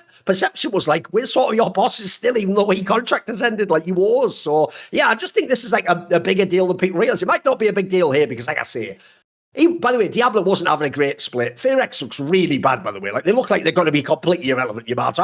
If they even make the playoffs, they'd instantly lose. Like, if you look at those group things, they're not even going to be in the top group. They're going to be in the group no one cares about. So, it's not a massive story. Like, I do think the real story for Diable is obvious, which is, assuming he doesn't fuck up his domestic career, I assume next year he'll just be on IG or something, or fucking Weibo. He'll just be on some LPL team, in my opinion, bro. What do you think? No, I think with Diable for sure, there's going to be like a departure. It's like I would love to see Diable just move up the ranks. It's like aiming is doing good in regular splits, but I would love to see like Diable on a KT Sure. or just oh, it's always back to BDD. You know, as you mentioned yourself, I could also see him and moving to some of the top end LPL teams. The talent is clearly there. I wanted to add some of the points to some of the points you Yeah, made go in for it. regards to like the big shift up right with T1 was when the Western ownership came in. That was the first time we heard the conversation of how the team suddenly became player driven. Because before that, of course, you mentioned two benching moments for Faker, but there was also like the dancing chairs of Danny. They had Coach Kim come through, Danny. These are very, very decorated coaches that came through the organization that did it their own way, and follow through on it. And then it became a shift where basically the coach of the team were just like old players and old friends of the T1 players, and that is like the first time we had that shift up where Faker actually probably has some say and power in the team because Tom was a former player. Of course, you had Bengi who was coaching the team, and then Koma coming back to the position where obviously bringing him back, they knew exactly what to expect. So you could see the shift up in terms of the approach, which is quite unorthodox in comparison to other things within the region. And then to reference back to the challenge that you always, it's like in terms of how it is in Korea. Like when I coach in Korea, I had 15 players. When you set up a team here, you make a commitment to 5 players. It's like if players want to be, possess a lot of power over everybody else. Like if a player decides to party and get sick or whatever, it's like the maneuverability that you have in those moments is very, very limited. So often what happens is like either in my experience, I coach a lot of rookies. Then it's like you can shape them, you can push them. It's like they come in with less expectations of what it's supposed to be, and you can kind of push them and help them in other directions. But in a lot of cases, you have to create an environment where every player has the room to kind of be themselves. Because usually you want to have rules that apply to everybody, but you need buy-in from everybody. So my coaching shifted so heavily depending on the group that I work with. It's like the YamatoCannon method wasn't sure. There are certain things that I always push But for. this way, when you worked in Korea, were you way like more light and like professional? I bet you were less personal in that sense. Am I right? I think that the main thing is that I added that and I brought in what I thought the team lacked because I think that all of the players were so used to the structure or having like someone with authority telling them exactly what to do. So I was peeling at them to try to get their opinions, their thoughts, and actually get them engaged in conversation. So that was like my angle and my idea to it. But my assistant coaches, they were like very harsh with them. It's like I had 4 coaches and we assigned each other to specific players and specific roles. And Joker, who is now on, I believe, KRX, who's coaching there, he was like, when he was reviewing with the bot lane, he was like super harsh. They didn't say anything back. They would just agree and then they would continue. And it was difficult to get opinions out of the players because they were so used to just, I'm going to do my job. I'm going to do my grinding. I'm going to play my champs and I'm just going to follow what the coach says. So that was what I was trying to add to the system where I made a commitment to 5 players because in spring, what happened was that they also had their own musical chair thing going on where there was no stability, no consistency in practice, no consistency at all. So I told them after a 2-week trial period that these 5 players, I have full trust in you. We're going to commit to you for the rest of the split because I wanted to give them something that was very different from what they experienced in the previous split. And I think it worked. Like we went on a big win streak. We finished 7th instead of 10th. We almost made playoffs. I was very happy with that because I thought that was what was needed. So I added my thing. But the things that I didn't need to put in place was, of course, the standard was super, super high already in place and what they had experienced before. So I think the mix in between is the best approach because I heard as well when Damwon was a team, right, that this is 2020, so they won the World Championship. In terms of how they practiced, this was the first Korean team that I saw that practiced very loose. They played random champions. They played very aggressively. They played very recklessly. and they kind of pushed their limits in a way that was very different. If you scrim Genji, they would pick the same champs, 6 games, 8 games in a row, same thing over and over again. T1 would do the same. Beating T1 in scrims was impossible. How strict they were and how disciplined they were. While Damwon had like this more looseness to them, because obviously they went to the World Championship and lost to G2 and understood that this is required. So I think in those years, there was kind of an evolution that happened in terms of the approach, in terms of being able to harness the chaos a little bit more instead of hoping that the game will go exactly as you've practiced over and over again, because obviously that was the downfall of Korea. But to bring this all back to the conversation, I wanted to have a point, but I kind of lost track of where I'm going, so I think we can move on. it's so good. I guess I just want to say is like in terms of the coaching, it's like it's always you set this culture together with your players so they have buy-in, so they believe in what they are doing. Because when you lose players, they can become very destructive. And when you make those compromises, trust is super important, because maybe something that a player is allowed to do that is going to help him perform, maybe a different player is not allowed to do that. And in that hypocrisy, you have to have an understanding that this player understands that the rules are a little bit different for everybody involved, because everyone needs to contribute very differently to the situation. And in Korea, in my experience, it was like the standard in terms of what is expected is very high, and the individual isn't as highlighted. But I do think it changed, especially 2021 and onward with the new T1 and so forth. I mean, first of all, by the way, if people don't know, actually the team Yamato coach Sandbox is FearX. That's actually who they became later on through many different permutations, just coincidentally. And then secondly, the reason why this issue with the Diable thing is also a big deal, in my opinion, is I don't think this happens. Like, look, you could argue from both sides. Maybe Diable wouldn't be upset. Maybe whatever he's asking in the team, which again, in a Western sense, if I was the best player on a team, I'd be like, hey, I'm fucking carrying the team. Give me what I want. But again, you don't do that in Korea, and you don't do that in Asia in general. But more importantly, right now, their team is completely cooked, guys. Unless they had the craziest turnaround ever, they are going to end up not making it into that Legends group, which is the LPL-style top group that you get in the summer split. And that's, well, the rounds, whatever you call 3 to 5, it's not called the summer split anymore. And crucially, when they don't make that Yamato, it means they can't even go to MSI, because the MSI is what happens in the middle of the season now, just before the Legends group gets made. We have those top teams that go to the Legends group go into the bracket that is road to MSI. So if you think about this team, let's just get just a couple of thoughts on this team, what's happened to them, and then we'll move on, because we'll use it as a segue. Since they just played KT and T1, we can then talk about the best teams by talking about their recent form. So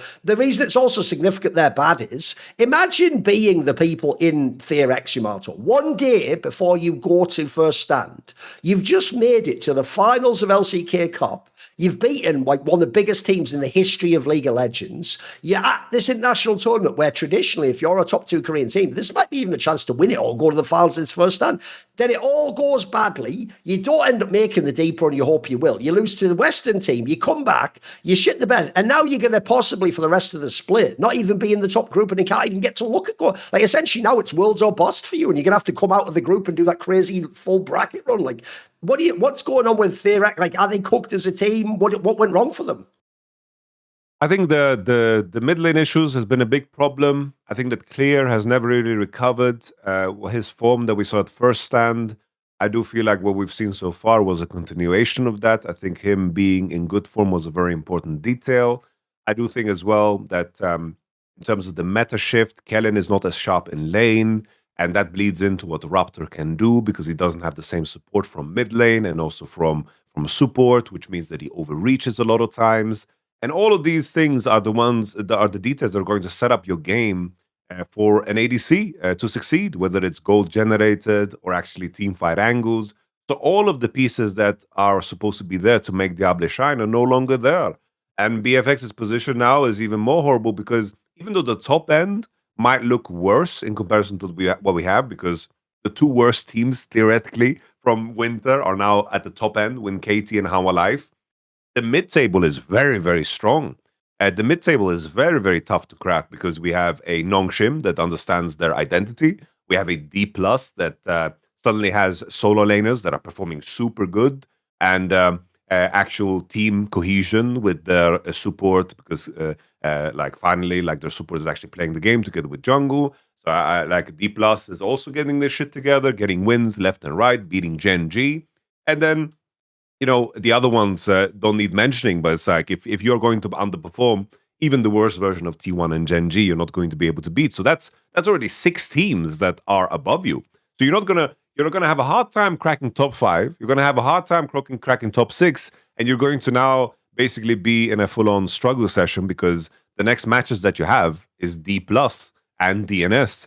Like if you lose these two, you're effectively out. So it's like this week is very crucial if you even want to be in the conversation. So the timing is quite rough, unless you're in a position where you think you have no chance beating D plus. But if that's what you're thinking, then maybe your year is already over. Because I thought what we could do now is, since they just played a couple of the top teams, we'll transition to talking about the bigger teams. But first of all, since I want to have a discussion, it ties into that whole thing about the Kespa ENC topic.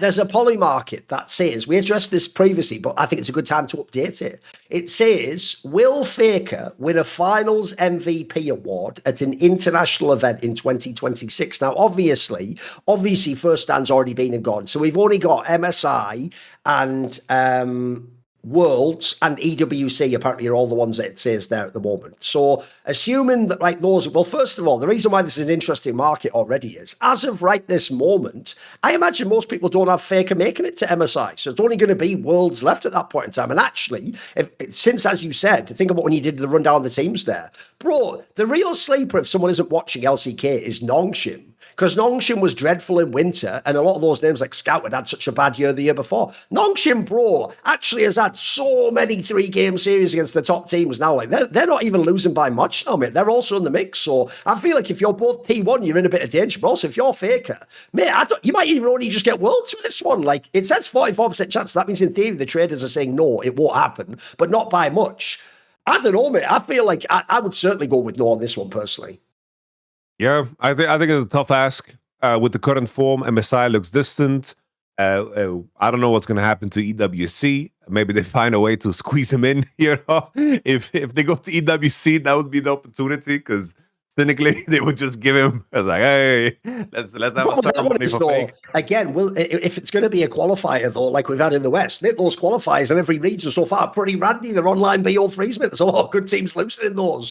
Yes, sir. It's like it's funny because I feel like every TO is trying to find a way to include T1. It's like they extended first stand amount of teams, and they extended the amount of EWC teams, and they're trying to change the rules. Obviously, I think it's not for the purpose of including T1, but definitely that's a part of the thought process. Like, let's include more chances that happens. And with that being said, it's like, considering we barely gonna qualify 20, I'm with you that this seems very, very unlikely. And then also, I actually do think, wait there a second. Okay. Also, the other thing is as well, Faker himself, it's not just his team that's doing badly. Bro, at this point in time, I think it's time people acknowledged that it's clear to me. I actually think that whole theory that Faker has like a persistent injury in his wrist or his hand is just true, Yamato. Because if you have a look at his career, it's the same story every year. Haven't you noticed this? In the winter split / the spring, I have to fucking ignore this for a second. In the winter split / the spring, he always has like a sudden, like, he's back, he's fucking good. What the hell? The year starts and Faker's kind of good. Then as you get to either the end of winter or the beginning of spring, he starts to have a few issues. Usually he gets his level back for MSI. He's always good at MSI, isn't he? Then you have the summer. For the last 3 years at this point in time, bro, in the summer, he hits his worst form ever. He has a dip at some point in time where some randy-ass person beats his ass. He just loses a couple of series. He looks bad on a champion that's a key meta champion. Could have been Aurora in the past, could be whatever. You go back in the days, could be Syndra or something, whatever it might be at that point in time. And then at Worlds, again, he picks it up and he has, for like, at least in the playoffs, he has a little runway. He's good. If I look at that, Yamato, and I look how long he's played, first of all, he's never, ever going to be the person who's going to take off a whole year that you probably need for one of these injuries if you want to like properly rehab it. So I imagine he's doing the most extreme version of what High used to do back in the day, where suppose he hired an injury, but he wanted to keep playing. And so he just sort of like did what he could. And that's why, if you notice in his career, he actually removed himself from mid lane. He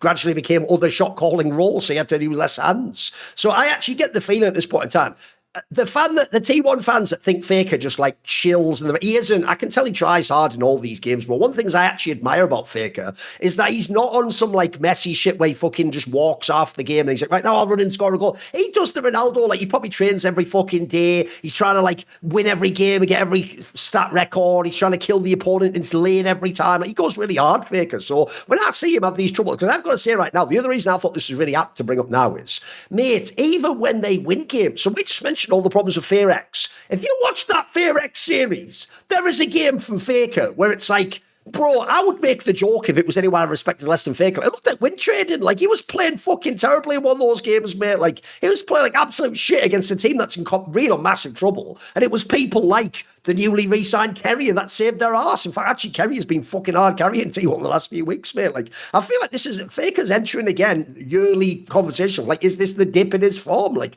look, admittedly, in light of the aforementioned track record, which I do think I would imagine is based on, does he get a few weeks off to rehab and chill, and I imagine that if he does get to an MSI in Worlds, he has a chance to return to form. But the problem, like I said earlier, with why I asked the question is, right now, I don't think he's even going to get to MSI, mate. In fact, the real interesting one, it's just so many months away, is he even going to go to Worlds? This could be the time when he comes fifth finally and doesn't get the spot, or you come fourth, but you don't win MSI. If PLG wins MSI, it's not going to be a fourth slot, which is what you got you in last year. So I am actually quite concerned for Faker's level right now, at least because like this is the most competitive ever that the top half of LCK has never been this competitive, bro. This is crazy. I'm with you. I think you can even include Doran in the same bracket as Faker. It's like in terms of just solo lane power, T1 is really, really far behind any of the teams that are above them. It's like if I compare them to ShowMaker, Siwu, I compare them to the Genji, or like Perfect and BDD, or Zeka and Zeus. It's like it's surprising to have Perfect and Siwu in that conversation, but they're performing really well this split. It's like the solo lanes on the teams that are above them are just doing much better. And it's very obvious that T1 is also, understanding that idea, because they are heavily playing for bot lane. Everything is happening around bot lane. The level that Keria has had to play at for them to beat BFX is insanity. Like that Lux game, I've never seen a Lux do more. Like that might just be the best Lux performance of all time. In terms of the angles that he found, he predicted like Akali dashes, which is borderline instant. He gets like double Q flashes on 2 targets into Rumble ults. Like that game, they were like 2,000 gold ahead, 3,000 gold ahead on bot lane. But still, the game was even because both of their solo lanes got solo killed. And that is a game that should be so impossible for the enemy to play due to bot lane condition, especially when it is against BFX. It's like you put Diable in the dirt and you don't automatically win the game. It's like Daystar and Clear are going to look like superheroes on the Akali, for example. That was very, very crazy to see. It's like T1 is having a massive problem in the solo lanes. Faker deserves a lot of that flack too. Like, he's just not on par with the other mid laners. And I'm with you. It's always that dip. It's like the roller coaster is quite predictable for Faker's performance. But for Doran, this time of year, last year, he was also performing really bad. I remember that it was clear that solo killed him before he actually found that form in that same playoffs. But is this going to happen again? I don't know if it's something that you can just replicate that easy, especially because, you've done it once, and I think it happened off of the back of a team getting reverse swept for you to actually be able to do it, to qualify then to MSI, because most likely you're going to make playoffs either way, because BFX, for example, is on 2-6 and you beat them. So you're going to make playoffs. Are you going to be able to make like that lower bracket run? That's going to be a very tough one, because that's a gauntlet you have to make it through in order to qualify to MSI. Well, hear ye, because this Thursday we are launching the LFN Herald, which is going to be our free weekly newsletter. It's basically a really easy way you can catch up with all the esports things that are happening across the last Free Nation network, plus deep dives into things like films, TV, gaming. We've expanded outside of just esports. There's going to be one email every Thursday. You can subscribe free at herald.lastfreenation.com before the first issue drops. You can also find the link in the YouTube description and the pinned comment below. It'll basically just be herald.lastfreenation.com.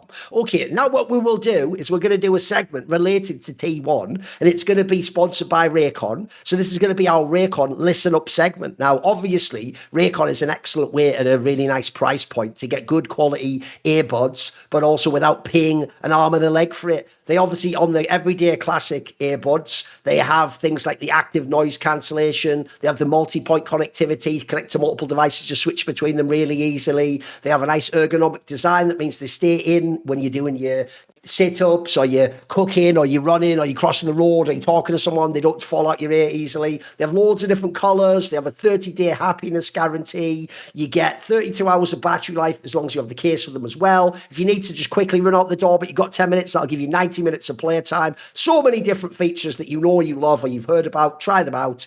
And you can go to buyraycon.com/LFN to get 15% off the Everyday Earbuds Classics. Thanks to Raycon for sponsoring. That's buyraycon.com/LFN. So I thought what we would do for the Listen Up segment of Raycon this week, something I want to highlight is, as you pointed out there, mate, right now, this is going to be one of the best signings I've ever heard of if you're a particular fan base. If you're the T1 fan base, there couldn't be a better time. With all the problems going on in T1, Faker's forms level, Doran's having problems.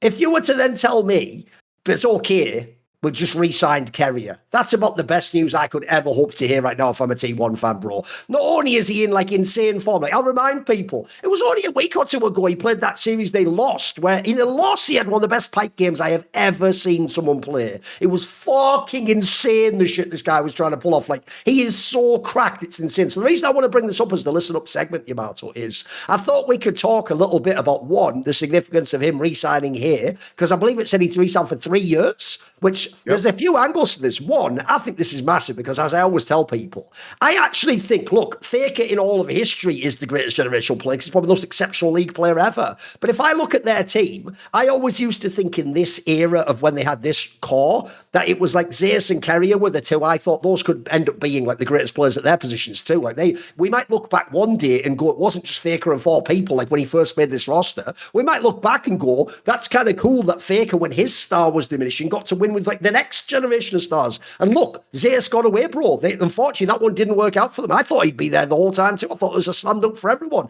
Keria, it turns out, has re-signed, has stayed. It looks like apparently the Gumayusi thing wasn't a deal breaker for him. That didn't make him think of going elsewhere. And notice the other key thing that's happened here, Yamato. I'll just remind people, I've got a very good memory. Notice, unlike the Zeus and Gumayusi dramas, they've just signed him during the middle of the season. They've signed him even right now, where I'll even add like what I just said there, Yamato. Part of me even feels like, since things are going so badly in the team, this is one way to bring your fan base some good news. It's like, yeah, you know what's good though? The best player in the team, we've got him re-signed for 3 more years. And then lastly, the other thing about that that's significant, I saw initialized, Amira's brother was talking about this on Twitter. It's a very good point. We already bring up that this core of T1 has already changed League of Legends forever, because normally in League of Legends, rosters barely even last a year or two, bro. Like, most teams don't even have like the same 3 players for 2 years. They had the same 3 or 4 for many years. Then they had 3 for years here. And right now, if they keep Owner, Faker, and Keria, bro, these guys could actually end up playing like 6 or 7 years together in one team. That is unheard of, mate. Like, even in Counter-Strike, because Initialize was asking, has this ever happened in esports?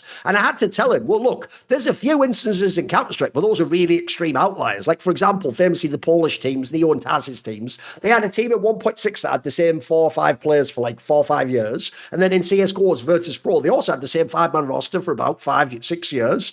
But that's an extreme one. Another extreme one is the Astralis core actually played together. This is like 2013 to like 2020 or something. But even they had a player coming in that. Like, aside from that, most Counter-Strike, most league teams, they change every year or so. If I usually say normally about 9 months to a year, most top teams make one roster move. That's just how you tend to fix the squad. When someone's form goes off, something about the meta doesn't fit anymore, you try and fix it through a roster move, right? Start at the top. You start any angle you want. When you heard this news, Keria re-signs apparently for 3 years to T1. What were your thoughts?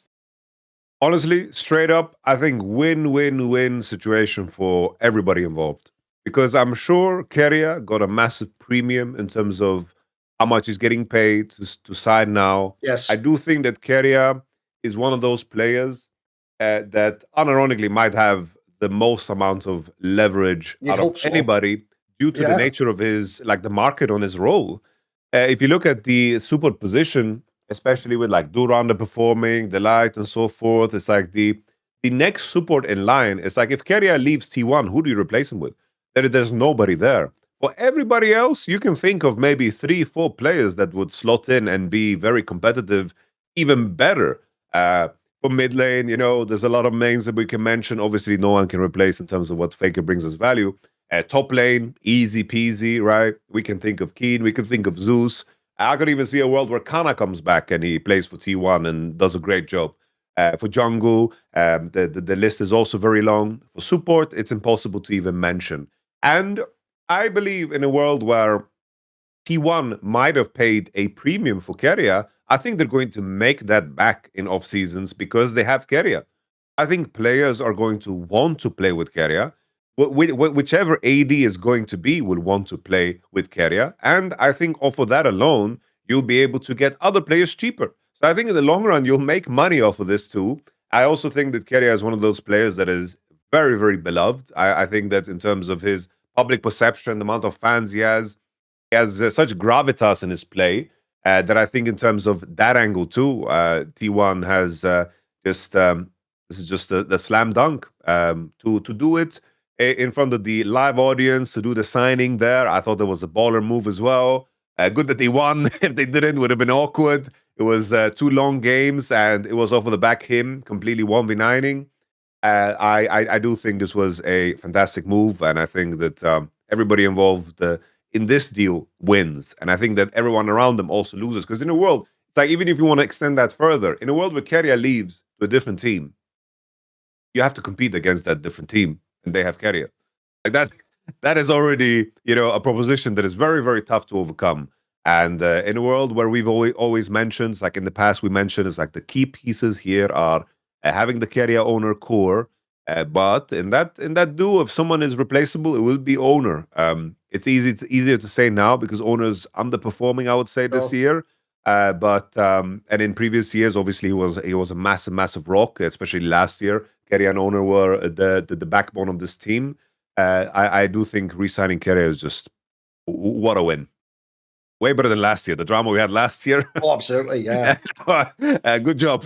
That's why I bring it up. Not saying anything and just collecting dubs, He's like, learning. I'm actually being serious. I think that this is actually them learning from the mistake of that and just doing it like where one. I actually think this is cynical, Yamato. I think this is timed. So it's like they could have done this deal, announced it after the split, or they could have done it before or after MS. I think they've done this because this is a nice win for the T1 org in a moment where things are going quite badly. And as we pointed out, I mean, look, we can talk about this more broadly. Look, odds are they're going to scrape in and stay and get to be in the Legends group. But bro, the idea that T1 is even on the brink of not being in the Legends group, that would be insane, mate. Even think of the name, it's called the Legends group, for fuck's sake. But actually, as of right now, they're in the pack that has to fight to stay in that top 6. As we said, Nongsim's not that far off, mate. They're a team that's capable of getting games off you nowadays. Also, this is where I would have gone even further though, Yamato. I would have literally at this homestand, you should have tied it in more literally. You should have had it not just be on websites. You should have had it literally just be on stage, the T1 guy in Korean says and we'd like to announce we've just re-signed Keria for 3 years. The second you say Keria re-signs for 3 years, Chrissy Costanza come, legends never die. They become a part of T1. Sign for 3 years. Yeah, exactly. I'd have made it fucking Faker rolls in, hands him the contract, rolls all very signs it quickly. Exactly. All about that shit. All about that shit. Because I do think also, by the way, this player is just a bit like Faker in mid lane. Wasn't just the greatest player in mid lane. He then added in this shot calling element that no one else ever thought you'd have. Bro, a lot of people are going to forget this, Yamato. How many other teams have the mid laner as the shot caller? It's not even a thing in League. There's been really rare ones like Faker and Doinbeat and High, but aside from that, it's actually not a very good role typically to shot call from because you have to do so much mid laning shit yourself. You have to lane, you have to solo kill, you have to roam. There's so many elements of the game. I mean, look, in Faker's case, we get it because he does that StarCraft thing where he constantly hits the function keys and looks around all the map like a jungler does, basically. In fact, the joke is, I always used to think that's what Korean junglers do. Meteos didn't even do that. Meteos used to be locked screen, just only watching the jungle, moving with his mouse, like me playing fucking Warcraft 2 about 25 years, more than that, 35 years, whatever. Add 10 to every year I say, motherfucker, how about that? So whatever, like me back in the day, yes, then we spilled more grunts. Like, he's doing that, meanwhile Faker's watch all. Keria's like that, bro. Think about what Keria has done at this point in time. One, with pace, he's even shown, by the way. It's not like his style wasn't Gumayusi's style. He fit himself to Gumayusi. You can see with pace, he does want to be lane dominant sometimes, mate. Sometimes he just wants the ADC like his LPL to just run the fucking game. But when he had Gumayusi, he knew when he could roam and he could go and help mid lane, etc. I also think the combination of the two together is genius, because think about it. With Faker, he doesn't even have to play elite at mid lane. He can bring the shot calling component and a clutch factor. And with Keria, he's already a really good support. But then he has these insane flex components, like he can play champions no one else can play. He can play AD champions. He can play all the hardest support champions, by the way, like Bard, Pike. This gives you in Fearless, by the way, not only a crazy edge, but think about this. It allows you to hedge against Faker's weaknesses. Like when Faker has a limited champion pool where you can only pick certain things, you don't have to have the carry come from mid lane. It doesn't have to be everything in the game. I think keeping the two together is really smart as well, bro. Like, I think separately, here's the difference. If Keria went to some LPL team, they could win everything. But I don't know if T1 would ever win again if Keria left. If you take out Keria, right, look, I'll even be really kind. You can have Duro if you want, bro.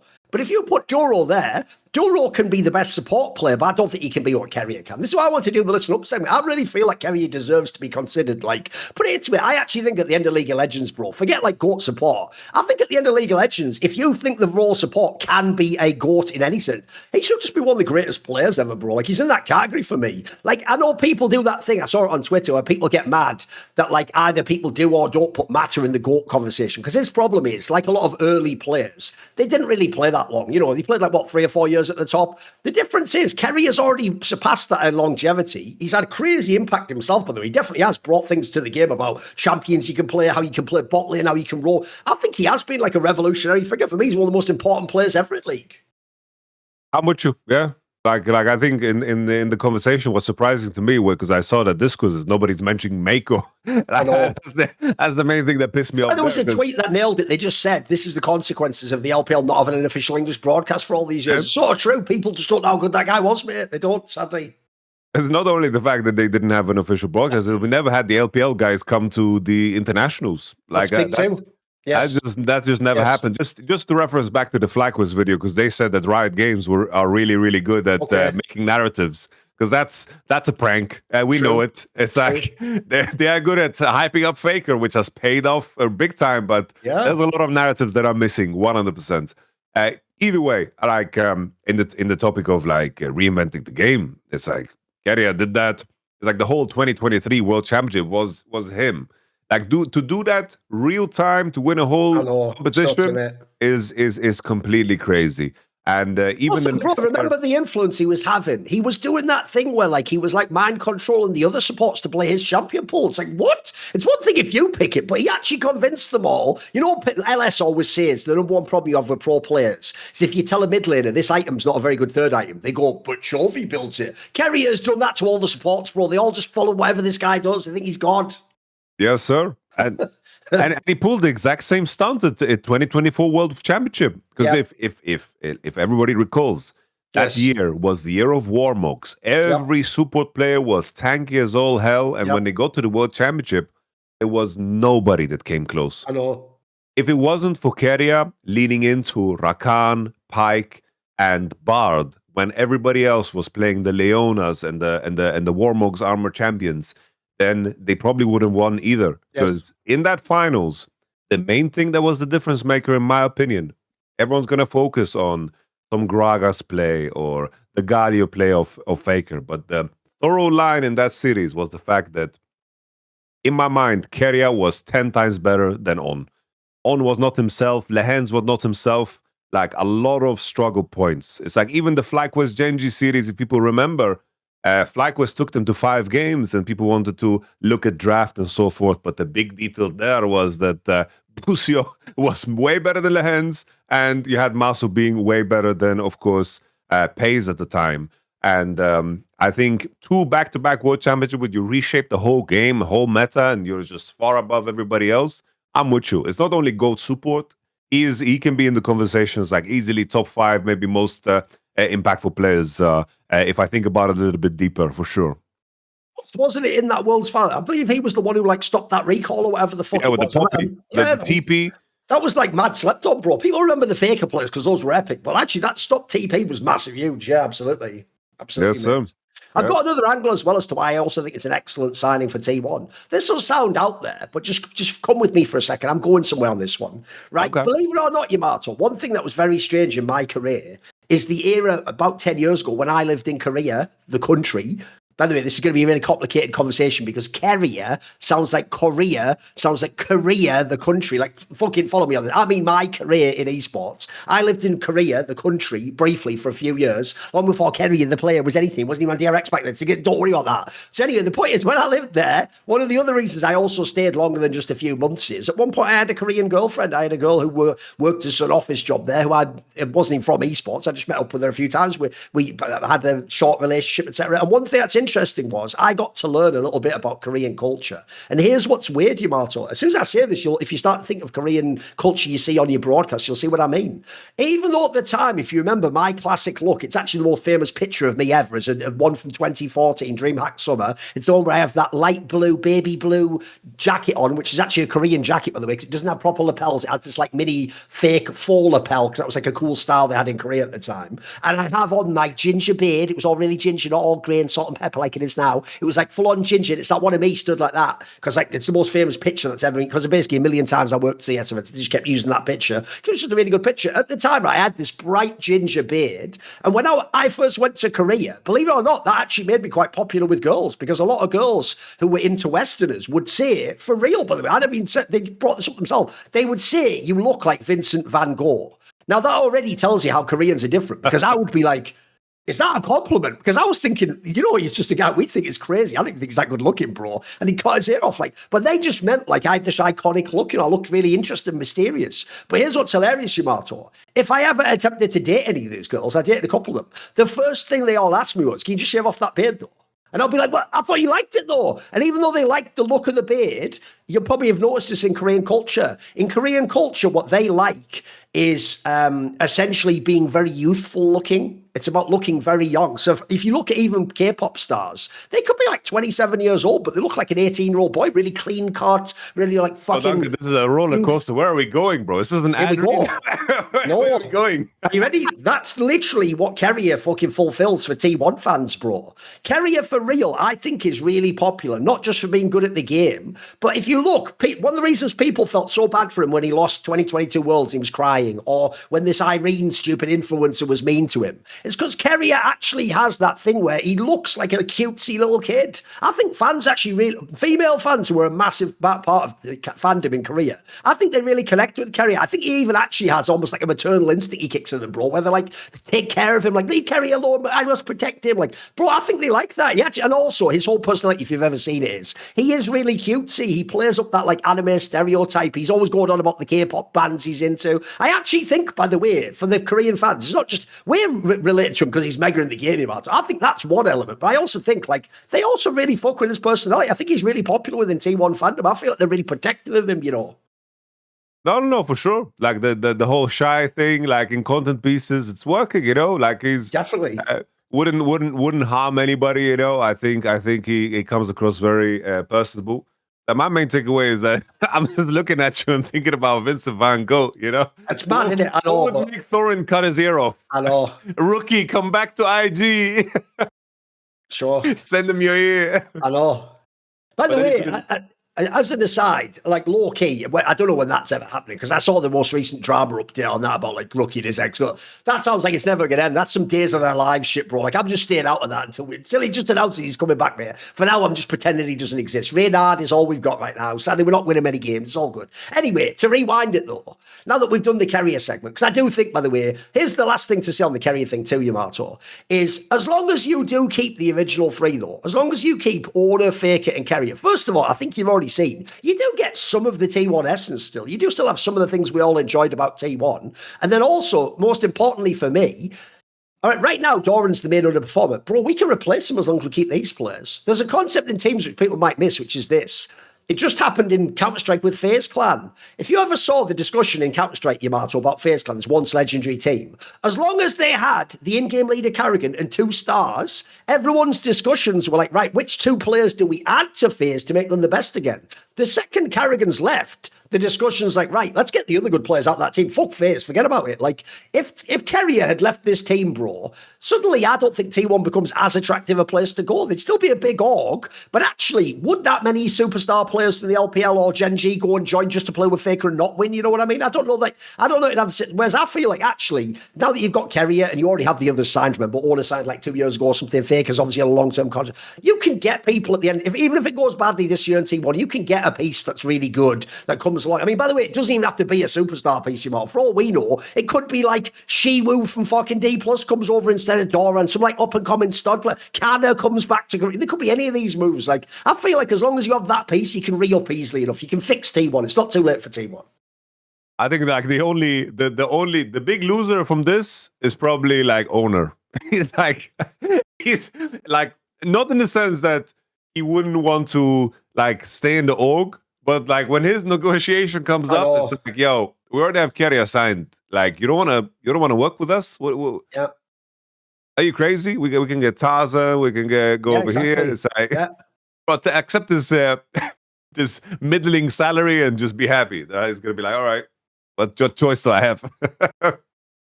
So, okay, along these lines then, I actually thought quite an interesting match, though. This one's pretty spicy. We've got a poly market for it. On, what day is this? On the 1st of May, so on Friday, in LCK, we have Hanwha Life with Gumayusi against T1 with Keria, the former bot lane partners battling each other. Now, here's the thing. Previously, T1 did beat Hanwha Life. But I'll tell you what, if you look at the last few weeks, aside from that loss, bro, Hanwha Life's been cooking in the LCK, actually. They're pretty good, mate. Like, that's why this matchup's really spicy, because as of right this moment, the traders on Polymarket have Hanwha Life as the favourite, bro. They have them at 56%, and T1 is down at 45%. So, who does Yamato think wins this? And which of the 2 numbers do you think is better? I'm with HLE here. Like, I honestly would go so far to say that I think in current form, I think HLE is the best team in the LCK. Ooh, spicy. Okay. This bleeds into, of course, the conversation of KT versus HLE too. But I think HLE, in terms of how they have managed to activate their pieces, I think with Delight, his added layer in terms of like we see Delight games now, as I predicted, right, with the patch change, we see him playing Rel. We see him countering Karma with actually melee engaged champs. He's smurfing. He's playing good again. And then everything else falls into place because Kanavi has a support behind them.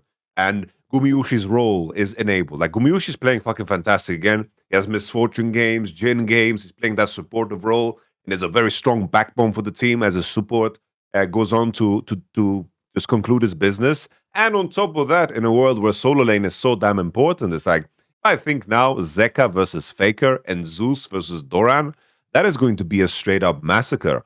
The only thing that is kind of giving us any form of reservation is that we did see this matchup at the beginning of the split, and HLE looked very, very lifeless. It was like Kanavi overreaching, dying left and right, and it seemed like T1, HLE didn't like improve. But I do think that HLE has gotten a lot better, while T1, I feel like, have gotten worse. So I'm with HLE winning this one. I think the only thing that could hold them back is some kind of voodoo in terms of just looking up to T1 and just being not in the right headspace. But if we're going to speculate about that shit, what's the point of the show? We might as well just bring up crystal balls and read tarot cards, like, well, what's the point then? So I'm with HLE. I think that's a solid. They are a slight favorite. I think it's understandable, and I think it's a decent number they've set. I think the only reason it isn't higher is because of T1 and the aura thing and whatever. But I do think it's like to predict HLE to win here, I think makes perfect sense, because I would go so far to predict them even against KT, which might be and should be an even tougher matchup for them, because KT, of course, is 8-0 and is trying to complete the full run.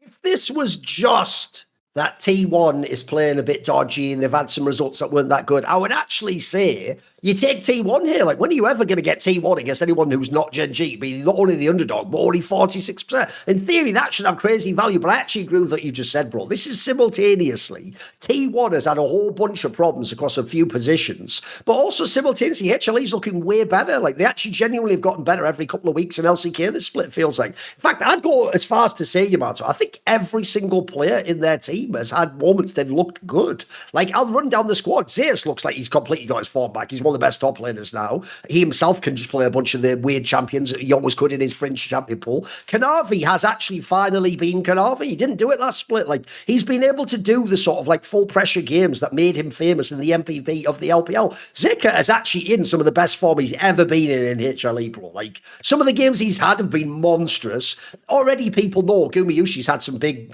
Gumayushi-esque games where he doesn't die and he has a fucking great performance. And then, as you say, Delight was the one who looked, now that Peanut's gone, Delight, you were going to get every single month, bro, where's your champion pool? Where's your champion pool? This is fearless. Where's your He's got one. He's actually finally got the meta, at least, where he has the counters and he has enough of a champion pool. So I'm with you. Actually, everything's coming together with this squad. Like, as of right now, I actually think Hand My Life for 55% might even be a steal. I think I would easily take that one right there. If I had to pick tomorrow, this is the team winning the game. I'm with you. And also, as you pointed out, we can expand this further.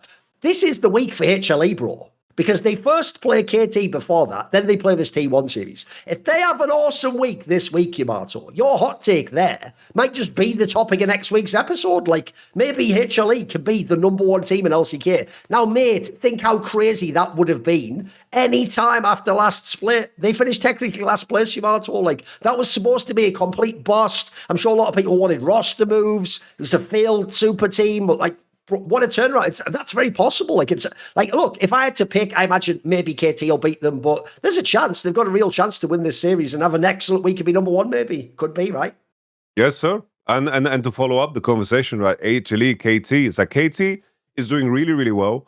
But the main thing that stands out to me when it comes to KT is I think, unironically, I think this is one of Cuz's like weaker splits. Yeah. I do think that he's the weakest player on the team, and I think that his inaccuracies actually cost KT a lot. And I do think that BDD's form and Perfect's form is fantastic and really, really good. But I think that aiming is, if we just look at regular seasons and nothing else mattered, aiming might just be one of the best ADCs of all time.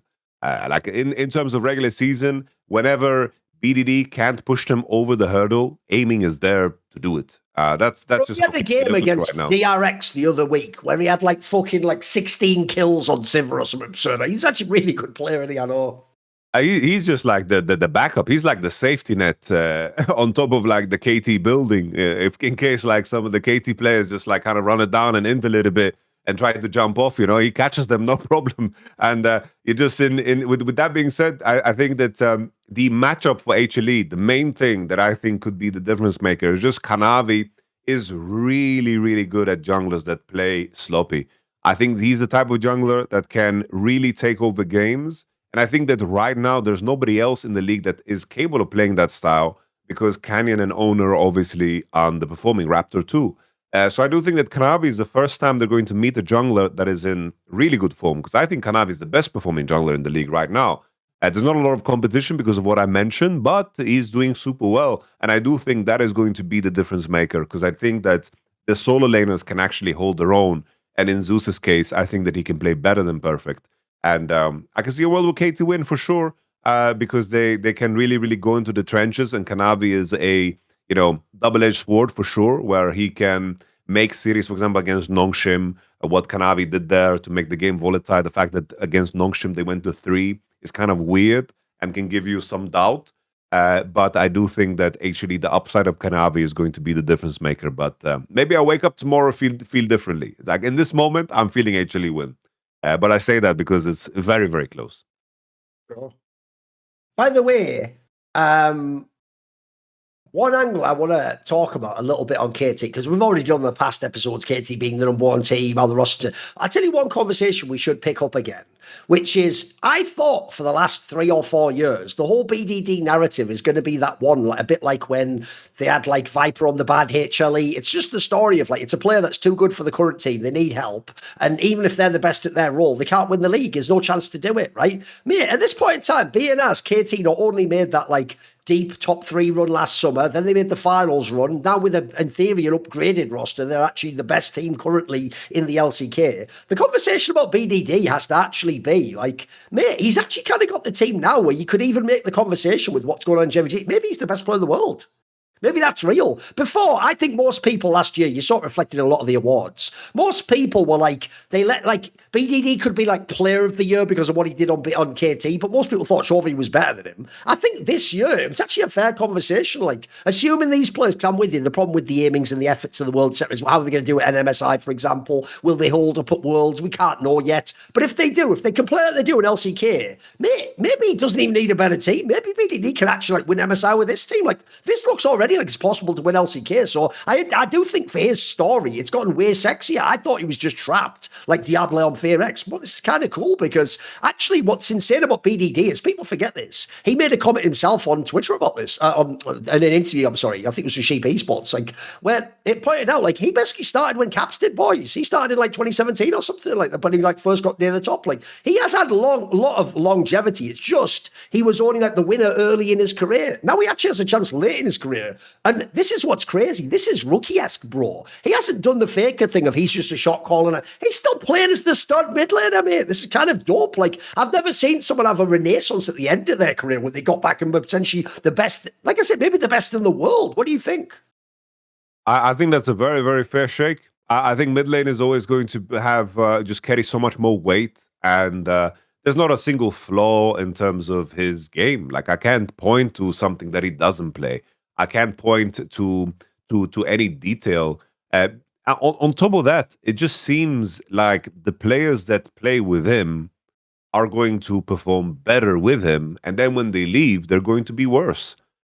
He's basically doing the Inspired, but in a way harder league, because we look over to, for example, some of the people that left, Peter and Diokdam. Peter is benched for Quantum. That's where we're at right now. Diokdam is like doing okay. He plays Ashe, hits arrows, but is kind of whatever. Perfect has been under the BDD umbrella for a longer time. It's like, cuz without BDD is not the same player either. It's just that BDD seems to be the kingmaker. It's like we saw this roster being put together, and in my mind, I was like, oh, this is going to be whatever. Even aiming, returning to BDD, it's like the best version of aiming we saw was together on KT with, of course, BDD too. So BDD is at the level where he's performing so good individually, but it has also a clear impact on everybody else around him. Because if you put, in my mind, I still believe it. That's why I compare it to Inspired. I think if you put any other mid laner in the league right now in this team, I don't think they are 8-0. They're not. Even Chovy. Even Chovy. Yeah. Even Chovy. I don't think that Chovy has that intrinsic value to a team. Like when we talk about an MVP like value, BDD's track record is just too impeccable. While Chovy, of course, have had very stacked roster and has had the minutia, the details to a pinpoint in terms of like lane mechanics and these details. But BDD's impact is just so overarching in terms of what the game is for his team.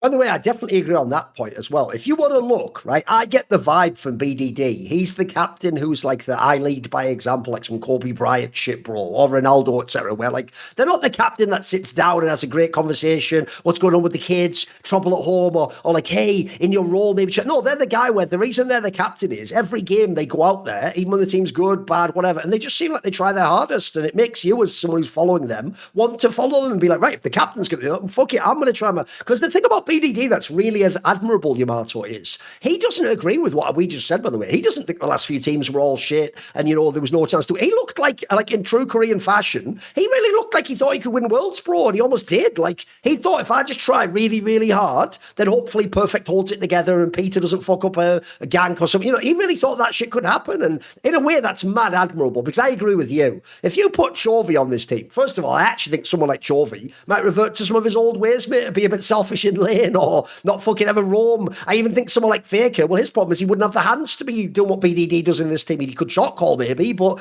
then who's going to carry from mid lane? What's crazy is BDD for real, for the last 3 or 4 years, just turns up, bro, and plays his heart out. If I actually had to say his number one quality, beyond being an excellent League of Legends player, is, because, by the way, I'll say one thing about him. He's got a really good baseline level to his play as well. He's really consistent. He doesn't have those crazy, he can have big games, but he doesn't go like crazy variable. He's not like in that sense Zeka or something like that, or even Knight. But also, the crazy thing is, he just has crazy heart, bro. This guy just seems like he gives it his all every fucking time, and that's the sort of person you want to follow. So I know what you mean. I think he's actually having like a level-raising effect on teammates that I don't think are actually that good. Like, I'm sorry, even though he's played well now, if BDD leaves this team or Perfect leaves this team and they go to other squads, I don't know if I ever hear Perfect's name again. He might be on DRX or something, mate. Like, he's not bad, but I've just said earlier, I would take someone like Shiwu from D+ over him, mate. I think it's a way better player with more like star qualities. I don't think Perfect will ever play for T1. This is probably the best org he'll play for, but when he plays with BDD, there's some sort of transformation with some talismanic effect mix. This guy, I believe he can fucking beat the best top laners in the world too. I'm with you. It's kind of cool. It's actually kind of a really cool narrative that we're sort of building around him too. Because,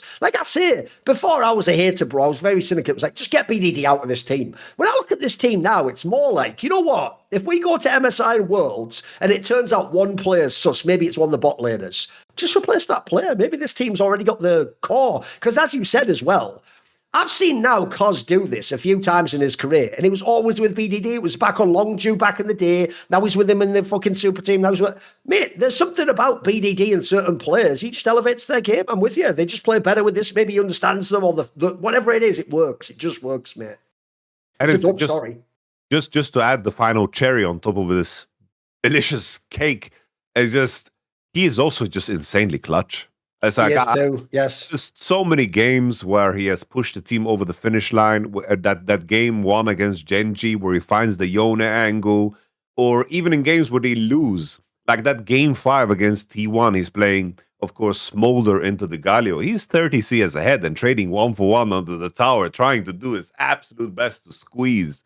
And to see a player never actually like lose hope regardless of what his teammates do, because his teammates have done some garbage, some shit. For sure. Like if we just made a highlight reel, it would be endless. It would be the type of thing that it was like the size of the ints, the file would like increase faster than you could watch them. Yes. That's how many ints are happening real time on BDD's screen from his teammates. And it just seems like it just never matters. It kind of reminds me of, like we had this, I've mentioned this before on the show, but it kind of reminds me of what Cap said post their Worlds run when they replaced Yike and Mickey, where his reflection after borderline, like just smurfing his heart out, almost getting them into top 8, almost carrying against BLG, I believe. His reflection post that was, if I recognized earlier how important lane swap was, maybe I could have done research on it and I could have helped the team understand it earlier, then we would have an advantage in the tournament. It's like that's the mid laner of the team, the star player that has performed out of his mind, sitting and thinking, oh, if I did things better and I did more and I understood things faster, I could have kept Yak and Mickey on the team and we would have gone further and we'd have done better. Like, that's the type of reflection that I feel and the impression I get from BDD. That he walks away from that finals not thinking it's like, why the fuck did my super just hook the wall and end the whole game? He's thinking, fuck me, I could have done this better and maybe that would have changed and I could have done that. I could have supported him. I could have called this out. That's the impression I get from BDD. Also, just think how crazy this is. Not only has he head-to-head directly been a bizarre counter to Chovy, but think how crazy this narrative is, right? If you actually think about it in the last 3 or 4 years, the real rival of Chovy is BDD, directly, and who was the best Korean mid laner? Because if you think about it, right, Faker's not really Chovy's rival. First of all, head-to-head, Chovy's won 1 billion times now. Faker just has more worlds in terms of the overall career narrative. That's more like, if anything, I always say Chovy's not really playing Faker now. He's playing the Faker of the 2010s.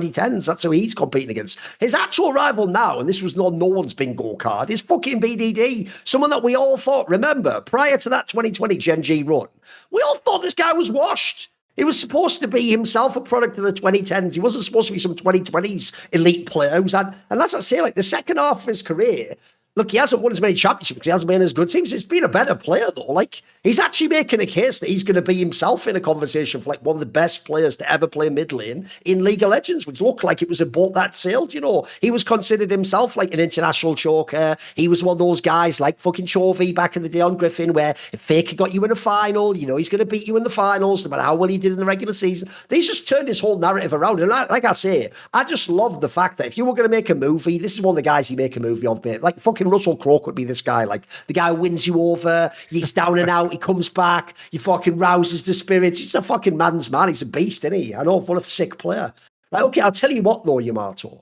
We will talk a little bit, I think, about EU, since we obviously have the home stand. But before we do, let me discuss with you about how to succeed at your goals, whether those be diet, certain types of nutrition, fixing your lifestyle, having a schedule. One of the key things that's really hard in life is people tell you it's just about willpower. Just use your willpower. But here's what they don't tell you. I've got a secret for you guys. It's more for my own life. And spoiler, this is an ad read. Actually, one of the secrets of willpower is it's not just a quality like an RPG that you're born with and you've just got 7 out of 10 willpower points. Willpower is like a muscle that you work out just like you work out at the gym. And if you go to the gym often, then eventually your conditioning kicks in. It's not as hard to go to the gym. Eventually you can lift more at the gym. You can do more. You're less likely to get injured. All these things cycle up, but you've got to like build in discipline elements that make it easier to do it. So similarly, if you're talking about willpower, when it comes to things like your diet, one of the things you want to do is get ahead of it. You want to plan things like what types of foods am I going to eat? What food groups am I going to, what recipes am I going to combine together? And in fact, I'll tell you a brilliant one is, every single person who's a gym bro will tell you this. It's called meal prep. You get in advance, you plan out 3 or 4 days meals. You plan out so that way, when you get to that moment where you've had a big workout or a long work day and you feel tired and you feel like being lazy, well, now you've no excuse because you don't have to be lazy and go, I can't cook. You've already got the food there. You don't have to go, well, what would I eat though? I can't be bothered thinking. Let me just order some takeaway. No, you've already got some food. You have multiple options. So what could help you? If you've ever watched this show before, you'll know where I'm going here. Factor Meals, obviously. Factor Meals have got those wonderful chef-produced, dietitian-approved, designed, curated menus of meals that fit all different profile types. Maybe you want protein, you want keto-friendly stuff, you want GLP-1 type foods. You pick what it is. You can order, obviously, in advance so that you have a whole bunch of your meals already, so it's there for you after work, after school, after the gym, whatever it might be, after a long gaming session where normally you just go, screw it, got a dial of pizza. Instead, you can just have this food. It's also going to be way better quality because the actual like ingredients they put into Factor Meals are way better than any other meal you've had. And this isn't like your old granddad's microwave meal in front of the TV. This is never frozen, chilled, then you just heat it up. And as a result, it has a different flavor, aroma that you're just not used to if you've never tried this type before. So they have got all different types. They've got over 100 rotating weekly meals that you can pick from with flavors and taste infusions from around the world. So you can also, by the way, if you want some variety, there's another secret to having good willpower. Build in variety. Don't really be like the extreme gym bro who has that one meal of chicken and broccoli and rice with no sauce on it 7 times in a week. He's trying to be on some like, I am in a dojo. My body is a weapon to the... You don't have to be that extreme. You can just have nice foods. In fact, I would say one of the number one secrets, by the way, to willpower, this is where Factor also help you out, is sauces. How you can have the same piece of chicken meat with a different sauce on. If that's a teriyaki sauce into a chili sauce, into a whatever it might, a Thai curry, that's going to completely transform that chicken and your eating experience. So why not transform your eating experience? Head to factormeals.com/LFN50 off and use code LFN50 off to get, you guessed it, 50% off and free daily greens per box with new subscription only while supplies last until the 27th of September 2026. See website for more details. So that's factormeals.com/LFN50 off. Use code LFN50 off to get 50% off and free daily greens per box. Thank you to Factor. Again, I would recommend it. I've used it in the past. Yamato's used it. A bunch of people on Elephant have used it. It's just a cool way to sort of like supplement your lifestyle, build in a little bit of structure. And as I say, you're not limited. You have a bazillion choices. Right, I figure, because we're going to make this a little bit of a shorter episode, Yamato, the other main region we're going to talk about on this one is going to be EMEA, aka EU, because you know what? LCS is a mess. We can do that later. And obviously, we cover the LPL super heavily anyway. It doesn't mean too much crazy shit. It's more the EWC qualifiers still doing all the randy ass shit there. We'll talk about LPL next week. For EMEA, right? I want to start here, Yamato. I could have made this the lead topic. It's more of a generic one, so I thought I'd save it till now. Do you know one of the things I find really jarring? Some would say, except this term's been destroyed by politics, radicalizing, is I obviously am in this position in League of Legends where I have simultaneously been around League of Legends since 2012, so season 2. So I'm kind of old school in League, but I've never considered myself a League person. I'm from Counter-Strike, and actually before that I was even from Quake, so I consider my lineage to be a different type of game. It's why I always tell people as well, even though I've played like an all right amount of League, if you notice, I've never really had like the same affinity for it I have in Counter-Strike, for example. Like in Counter-Strike, I do consider myself an expert, bro. I have my own areas. The joke is in Counter-Strike, actually the map draft is my specialty in history. In League, as you notice, I try to stay away from the draft. I'm not really that knowledgeable about it. There's too many moving pieces. You have to know all the current metas. You have to know what the player's history is. It's really complicated. There's so many variables. And I try to stick to things like player performance, narratives, the industry side of things. But I thought one side that we could discuss here is this. One of my biggest frustrations in League of Legends is oftentimes I'm not spitballing a crazy idea to suggest like a format change or a circuit change. What I'm usually saying is, I think this circuit is better because we do it in this Dota 2. I think this rule style is better because we do it in the CS Go majors. I think this thing over here made more sense when they used to run it in old Korean StarCraft. I'm often given examples of other scenes of real things I've seen work and I know they're good. But as a result, because people in League have often only been in League of Legends, they have never experienced these other things. And so unfortunately, they tend to push back on me, but as if I was talking hypothetically. So I told you the most famous example ever, and now it seems silly as fuck because everyone loves MSI. People used to push back on me and Monty so hard that you can't have double a limb. Bro, the most famous one that to this day triggers Monty is they would go, and how would it work? What? So then the team that makes the final can just lose once and then they just lose the tournament. Like, yeah, that's how every MSI works. Like, you are aware, if that happens, none of us will cry. Like, even if Gen G had lost this last one, so they beat T1 the first time, if they'd have lost the final, I'd have gone like, hey, sucks for Chovy, but no one would go, the format's broken, because everyone accepts that format. So my point there is, even though it seems like a hypothetical, legit argument, in reality, when that plays out, we're all fine with it, because we understand the compromises. We don't want a second best of 3 / a best of 5. We don't want to have extra days for the venue, right? This is all to say, it really radicalizes me, Yamato, that we're still doing this thing in 2026, where when we have a homestand in League, we go, oh my God, this is it.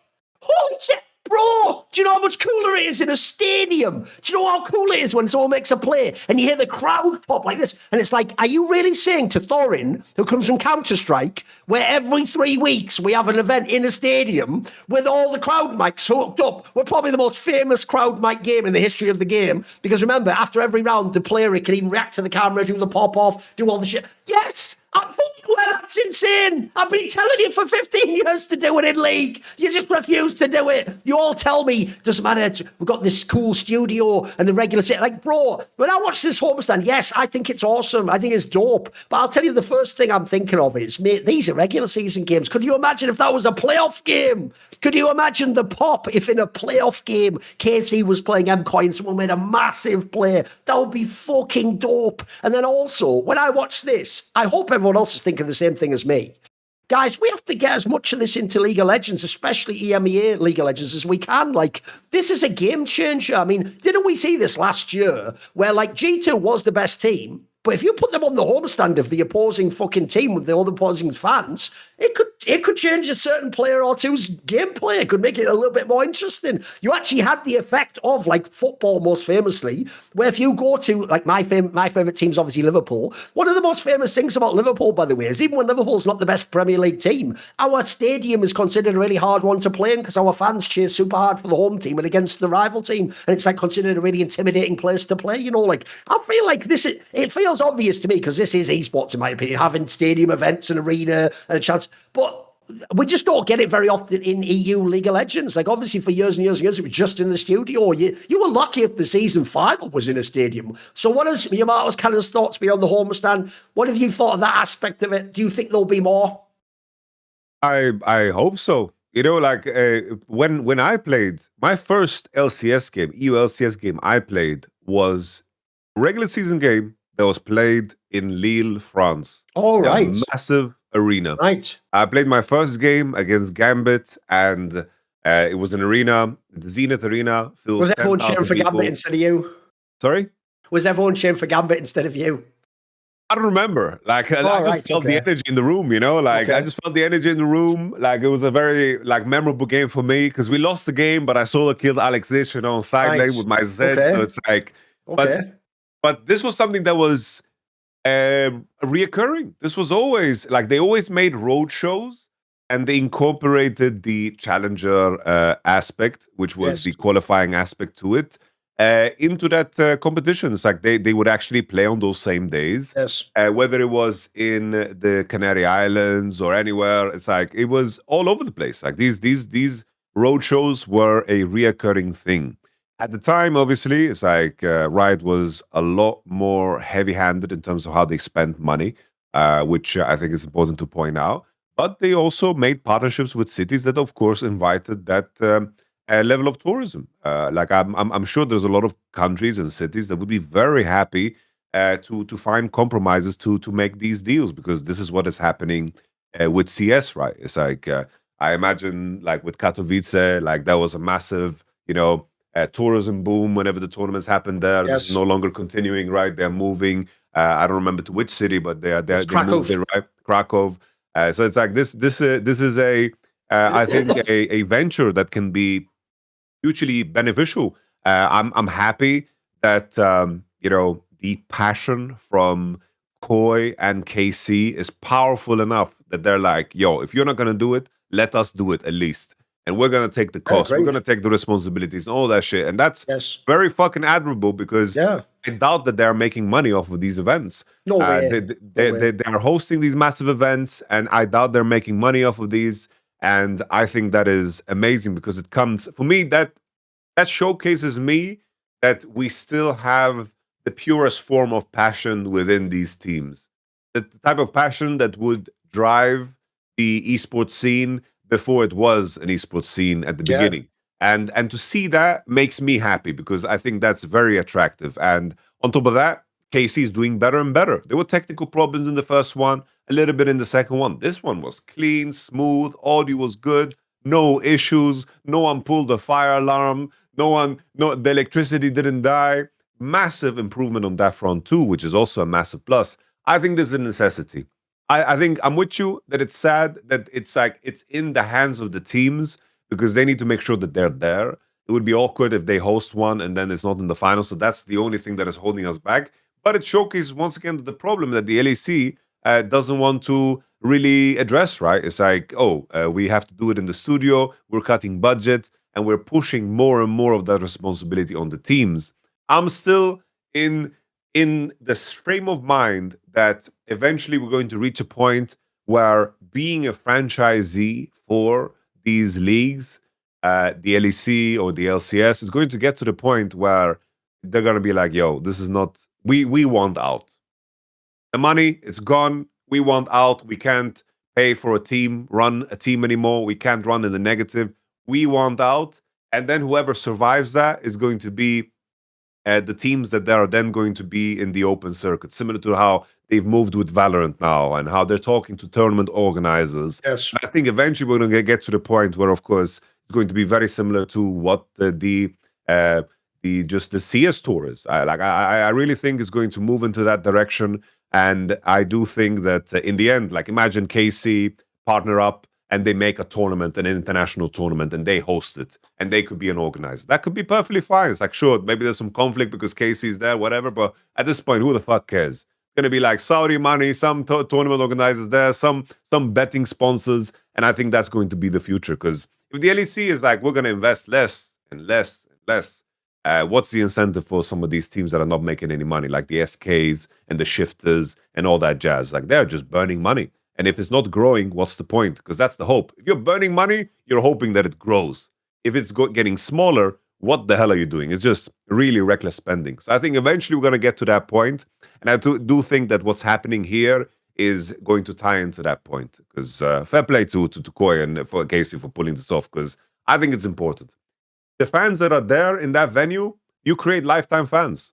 That is something that I think is irreplaceable, because everyone that has been at a live venue, every time I meet a fan anywhere, they say, "Oh, I saw this show live." It's like, yeah, I wasn't competing there, but you're referencing to that shit because that was one of like your memories that cemented your fandom for something. It's kind of like if you see a band live. If I saw System of a Down live, I love them more than any band now because I have that memory that really triggers a sense of nostalgia in me. And I think the impact of that is how to measure on a balance sheet.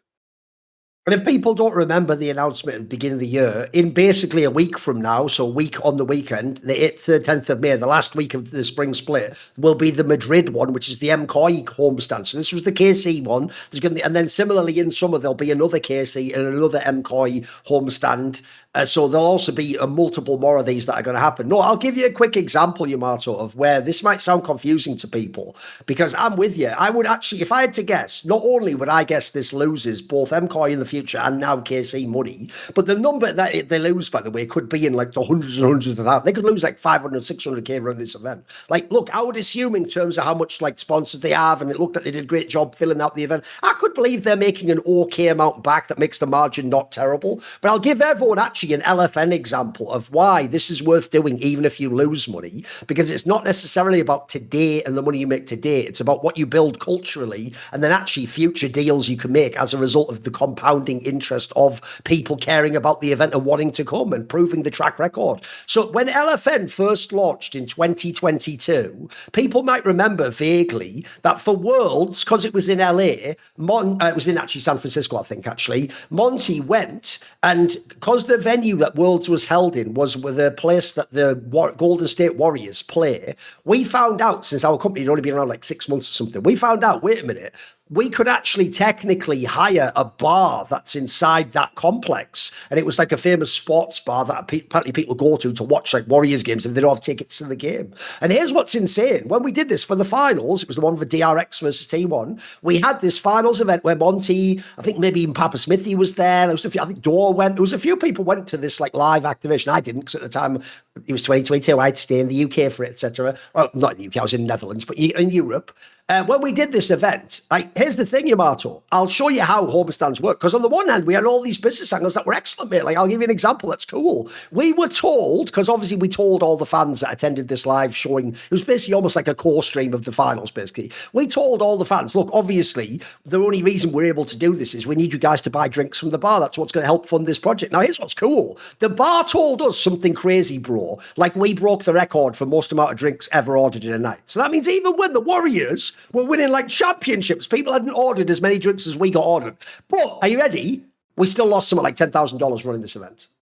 You'd be like, what? But here, the only reason we haven't done it since, by the way, is because at the time, our company had a bunch of sponsorship money, which we were using this for. We were a bit like esports orgs in this sense. And what we were going to do the following year was we were going to get this massive venture capital spike that would then pay to recruit people, develop things in the country, pay the salaries, etc., etc. And that obviously famously not only didn't happen, but it turned out secretly the Saudis were going to be the ones that were going to pay that. So we had to say no because me and Richard Lewis couldn't work for the Saudis. So we haven't done it ever since then, because there's no longer the sort of company spending that we can just waste money doing that. But here's why we would have done that again, though, Yamato, even though we lost $10,000, is because if we could have done that once or twice, first of all, in the same venue would be awesome, because that would mean the third time you come to them 2 years later, they already know you're going to break the record for drink sales. You're going to bring a certain attention. It's not going to completely fail. They know the setup's quite easy. At that point, when you come to them the second, third, or fourth time, Yamato, you can now get deals with them. Like, eventually, you can probably get the deal that you don't even pay for the venue. Now they just agree, right? You sell a certain amount of drinks and you don't have to pay the cost anymore. Maybe eventually they do something like they have a guy on site who can help with some of the tech stuff that you don't have to hire. So the point is, over time, it can get so that you can establish this. I think this is what they're going to do with the homestands. What will happen with the homestands, I predict, is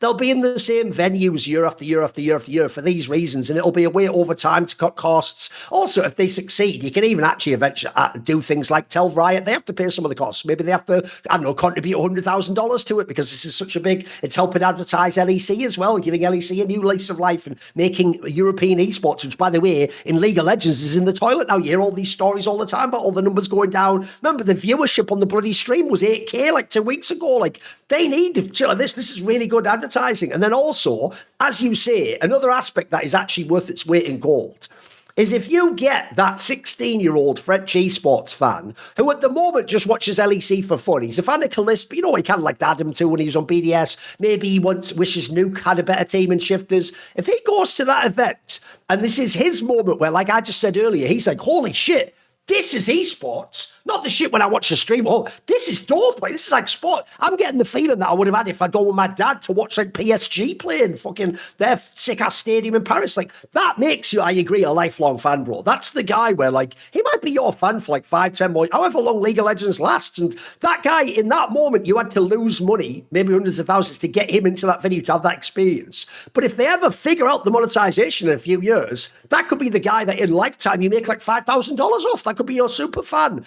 That's actually also worth it as like a building exercise. It's why if you saw the Four Horsemen episode with Genji Arnold, he was openly saying, Yamato, that it's costing them $1 million to do a homestand and that their only goal, are you ready, isn't to make money, it's to almost break even.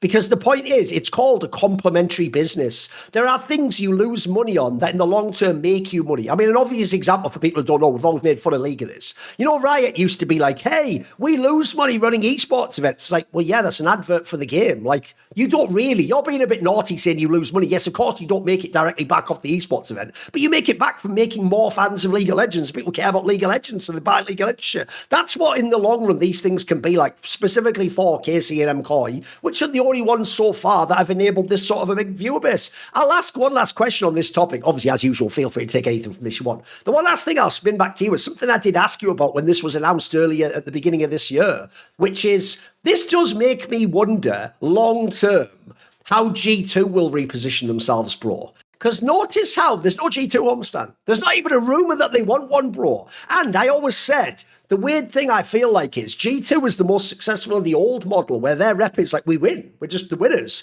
I don't know what they would ever do if they didn't have a top 3 team, bro. Like, as you saw, you were there yourself, bro. People don't realize this. When Karmine Corp first entered LEC and they were the worst team in the league, they still had all these fans. They'd already killed the cultural side in a way that so far, again, the G2 don't have a country, they haven't so far been able to hook into that. So I want to know, do you think in the future G2 somehow gets involved? Do they have a homestand? Do they need to rethink how they do their fan base? What do you think? Something that came out, right, was that I believe, I'm trying to remember because it was some time ago, but Roma actually said that they requested to do a homestand in Germany and they were declined for reasons I don't know. But that will be like the measurement, right? Like if they can pull up their own angle for this and they can put up similar numbers, then you know, God bless. Like that's the angle for them. But it's tough to imagine that they are going to break the atmosphere and the energy. I think that they're going to do a homestand, and I think that the fandom will be rather mixed. Like, it's hard for me to imagine that it's going to be like 95% G2 the same way it would be. I think it would be just a roadshow that they would host, probably fill out, but not with the same level of energy. Like, I think that from a business side, they can probably execute on it, but it won't be as one-sided as a KC angle. I think it will be a cool thing and more of a favor to Riot, less so than a favor to themselves, because I do think that Koi and KC are just really cementing and really just cementing their own fan base, really. Yes. But I would love to see that. I hope they get an opportunity to put their money where their mouth is.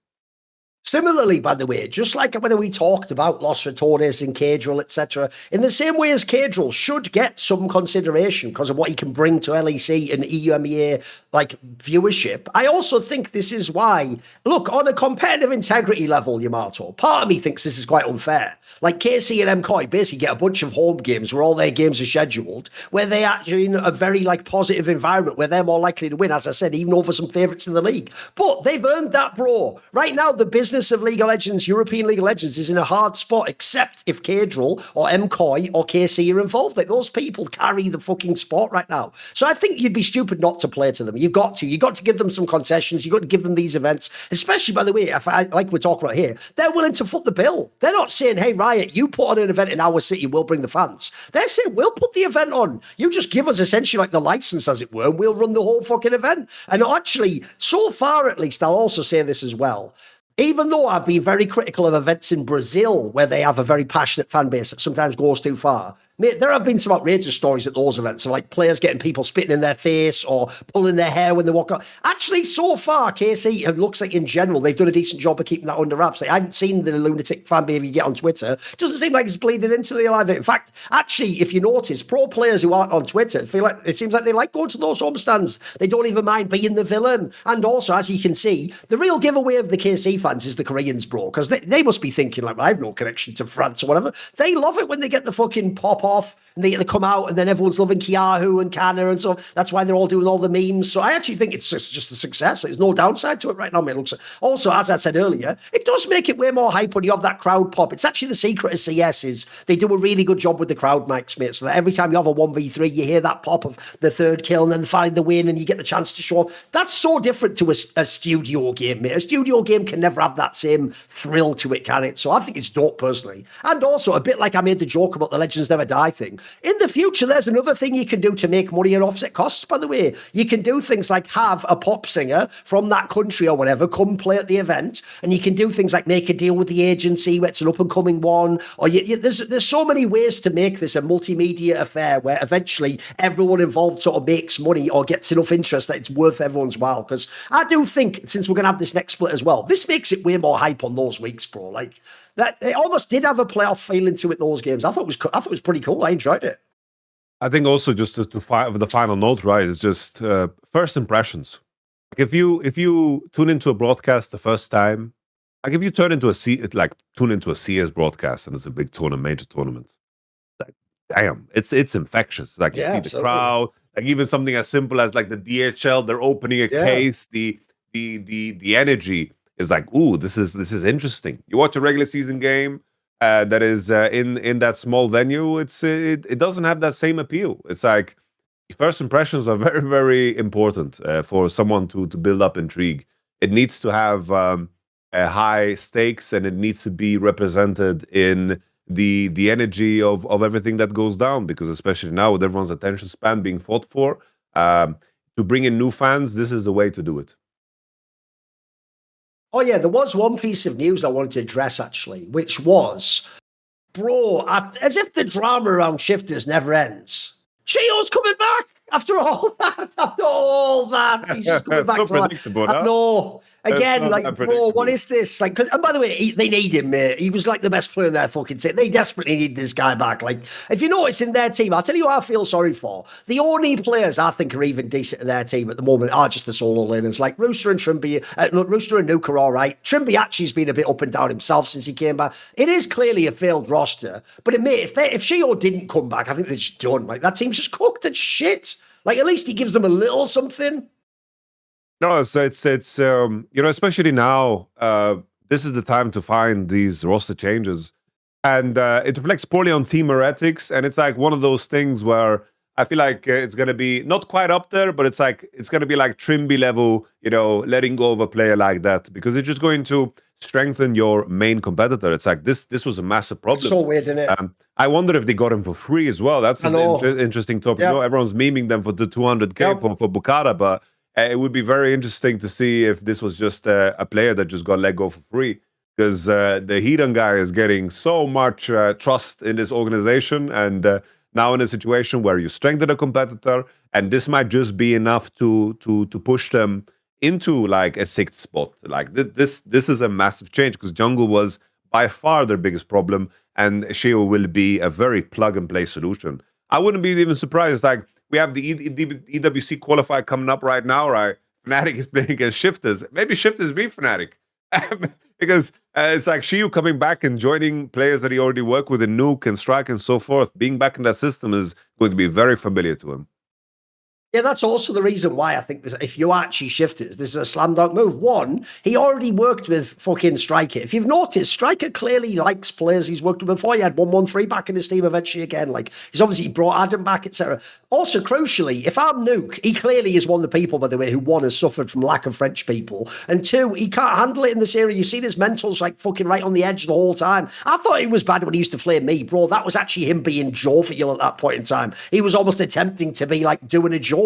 He's actually just depressed now, mate. It's sad watching him. Mate, Shio was his partner in crime. He never looked as good as when he played with Shio. The two of them worked together really, really well. I even think I'm with you. If you look what a mess it is at the bottom of the LEC table, mate, this alone is enough to maybe make you have a little run at the end of the split and win a few games. Like, I'm with you. Not only is Fnatic beatable, like, let's look who else do they even play. They play Heretics next, his whole team. Surely he's mad motivated to win that game, by the way, and show his whole team, like, look what you lost. MCoy's been pretty soft. There, right? Because I think the regular season games he's not going to be playing. Oh, right. So it's like, I think he's playing the EWC qualifier, and I think that he is outside of the roster lock. That due to the rule sets, he's not allowed to play this split. Oh, I see. Right. Him playing to Team Heretics. So he's just playing the EWC qualifier. And it's a similar situation for SK, right? With Slow Q. Apparently, it's rumored that he's going to be playing for SK the EWC qualifier. So just because of the roster lock, the teams are still awkwardly stuck with their current player in leader and of course, Bukada. So okay, that makes more sense. It's an odd situation. By the way, even so though, one, maybe this is a preview. Maybe in the future you do the official transfer and you get him for like a future split next year. Could obviously return back with shifters. And then the other angle is, actually, you know what? We didn't address it much on this episode, but if anyone's been watching in any of the regions, the EWC qualifiers, bro, in CS, I'm already a mad hater of online. I hate it even more in League, mate. The results are randy as fuck. Every region, I'm getting results. It's not just the big dogs either. Not only are the big dogs losing in every region, but mate, you get results where like a week before you watch that game in the LPL, and that's not how it went. Like in the other team won that one. This one's way better. Those online, this is actually not even a bad Hail Mary then, Yamato, because I'll tell you what, those online BO3 qualifiers are so fucking randy. Maybe shifters can even fuck around and have a chance to make it. And it's all they've got left this year right now, mate. Like, as of right now, they wouldn't go to Worlds. Even if Shield came back, they probably wouldn't. Like, maybe they can make the miracle run and go to EWC is the dream, right? Yeah. Oh, it's like summer is all that matters, right? So, like, even though they're not going to be able to play spring, and I feel like mostly for EU, everything is kind of determined, especially after Fnatic's lost to, of course, KC.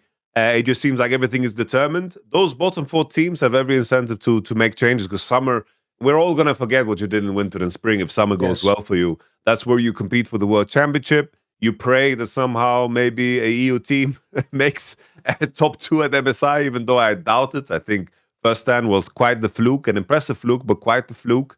I don't think it's going to ever happen again.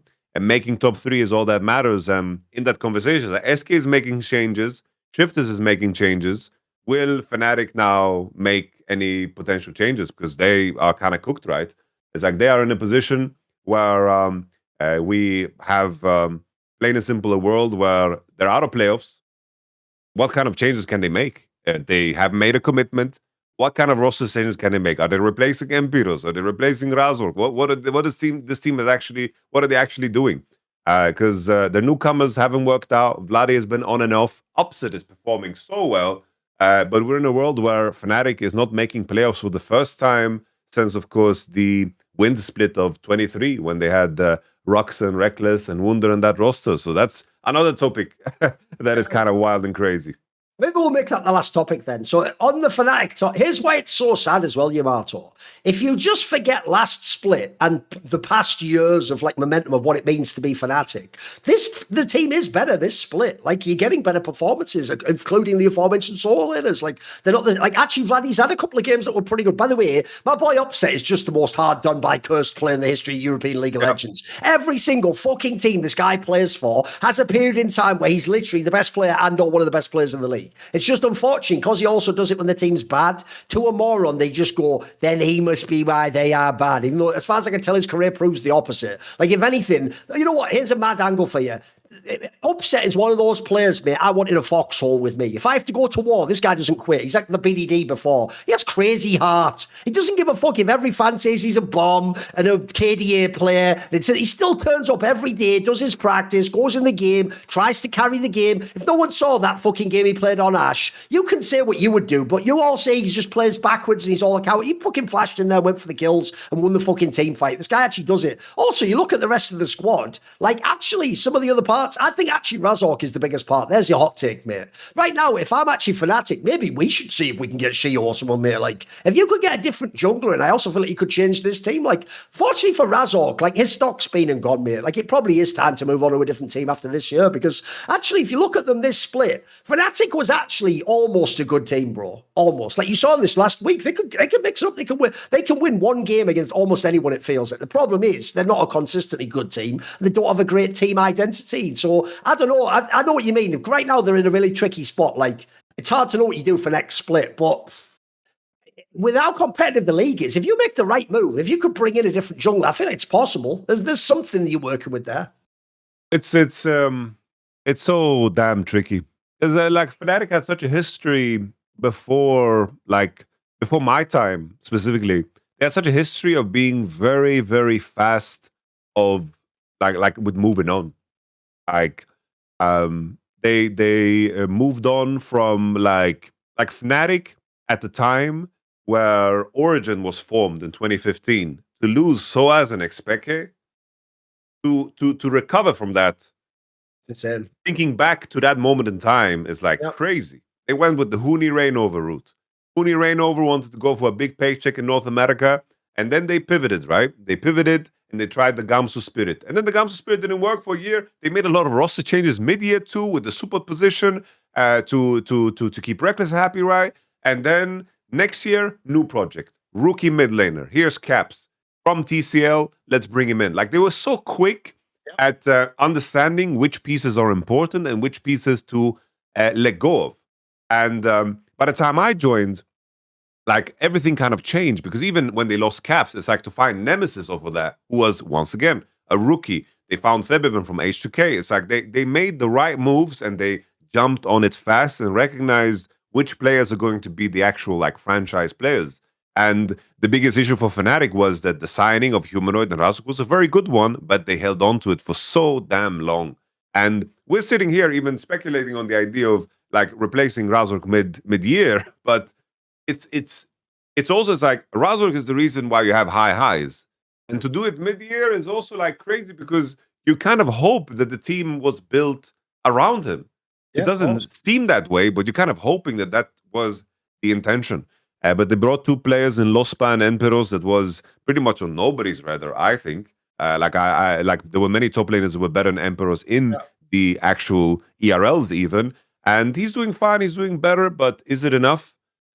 We see some conversations happening from like Sam Matthews and Khan. They're talking about like an academy team. They're talking about like rebuilding and being an org that is more focused on like bringing in rookies and having less expectations on the results, and they're going to start over. But even on that topic, there are teams around you that have such a big advantage because they've been doing that. It's like KC might seem to you as an org that is just bringing in the most stacked players, but like they also were the ones to find Vladi, to find Kalista.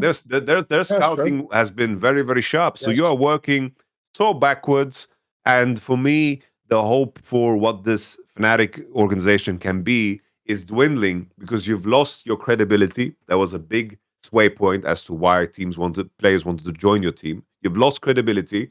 And also on the financial side, it's like you couldn't add additional coaches, and you're thinking about adding an academy team. You can barely run one team. You're going to run two teams. It's just hard for me to be enthusiastic for Fnatic's future, because they need some luck thrown their way. They need to find a Trimby trade again, pretty much. Okay. Basically, that'll be it for this episode. We're going to cut it a bit short. We're not going to do a Q&A on this one. Next week, we'll come back. We'll do a mega episode. We'll do a bunch of it. By the way, if you want to submit a question now, subscribe to the Last Nation Discord. Go into the SI questions channel. Submit some there. We'll address them all next week, and we'll obviously cover LPL and LCS. We'll be back for the next episode of Summoning Insight.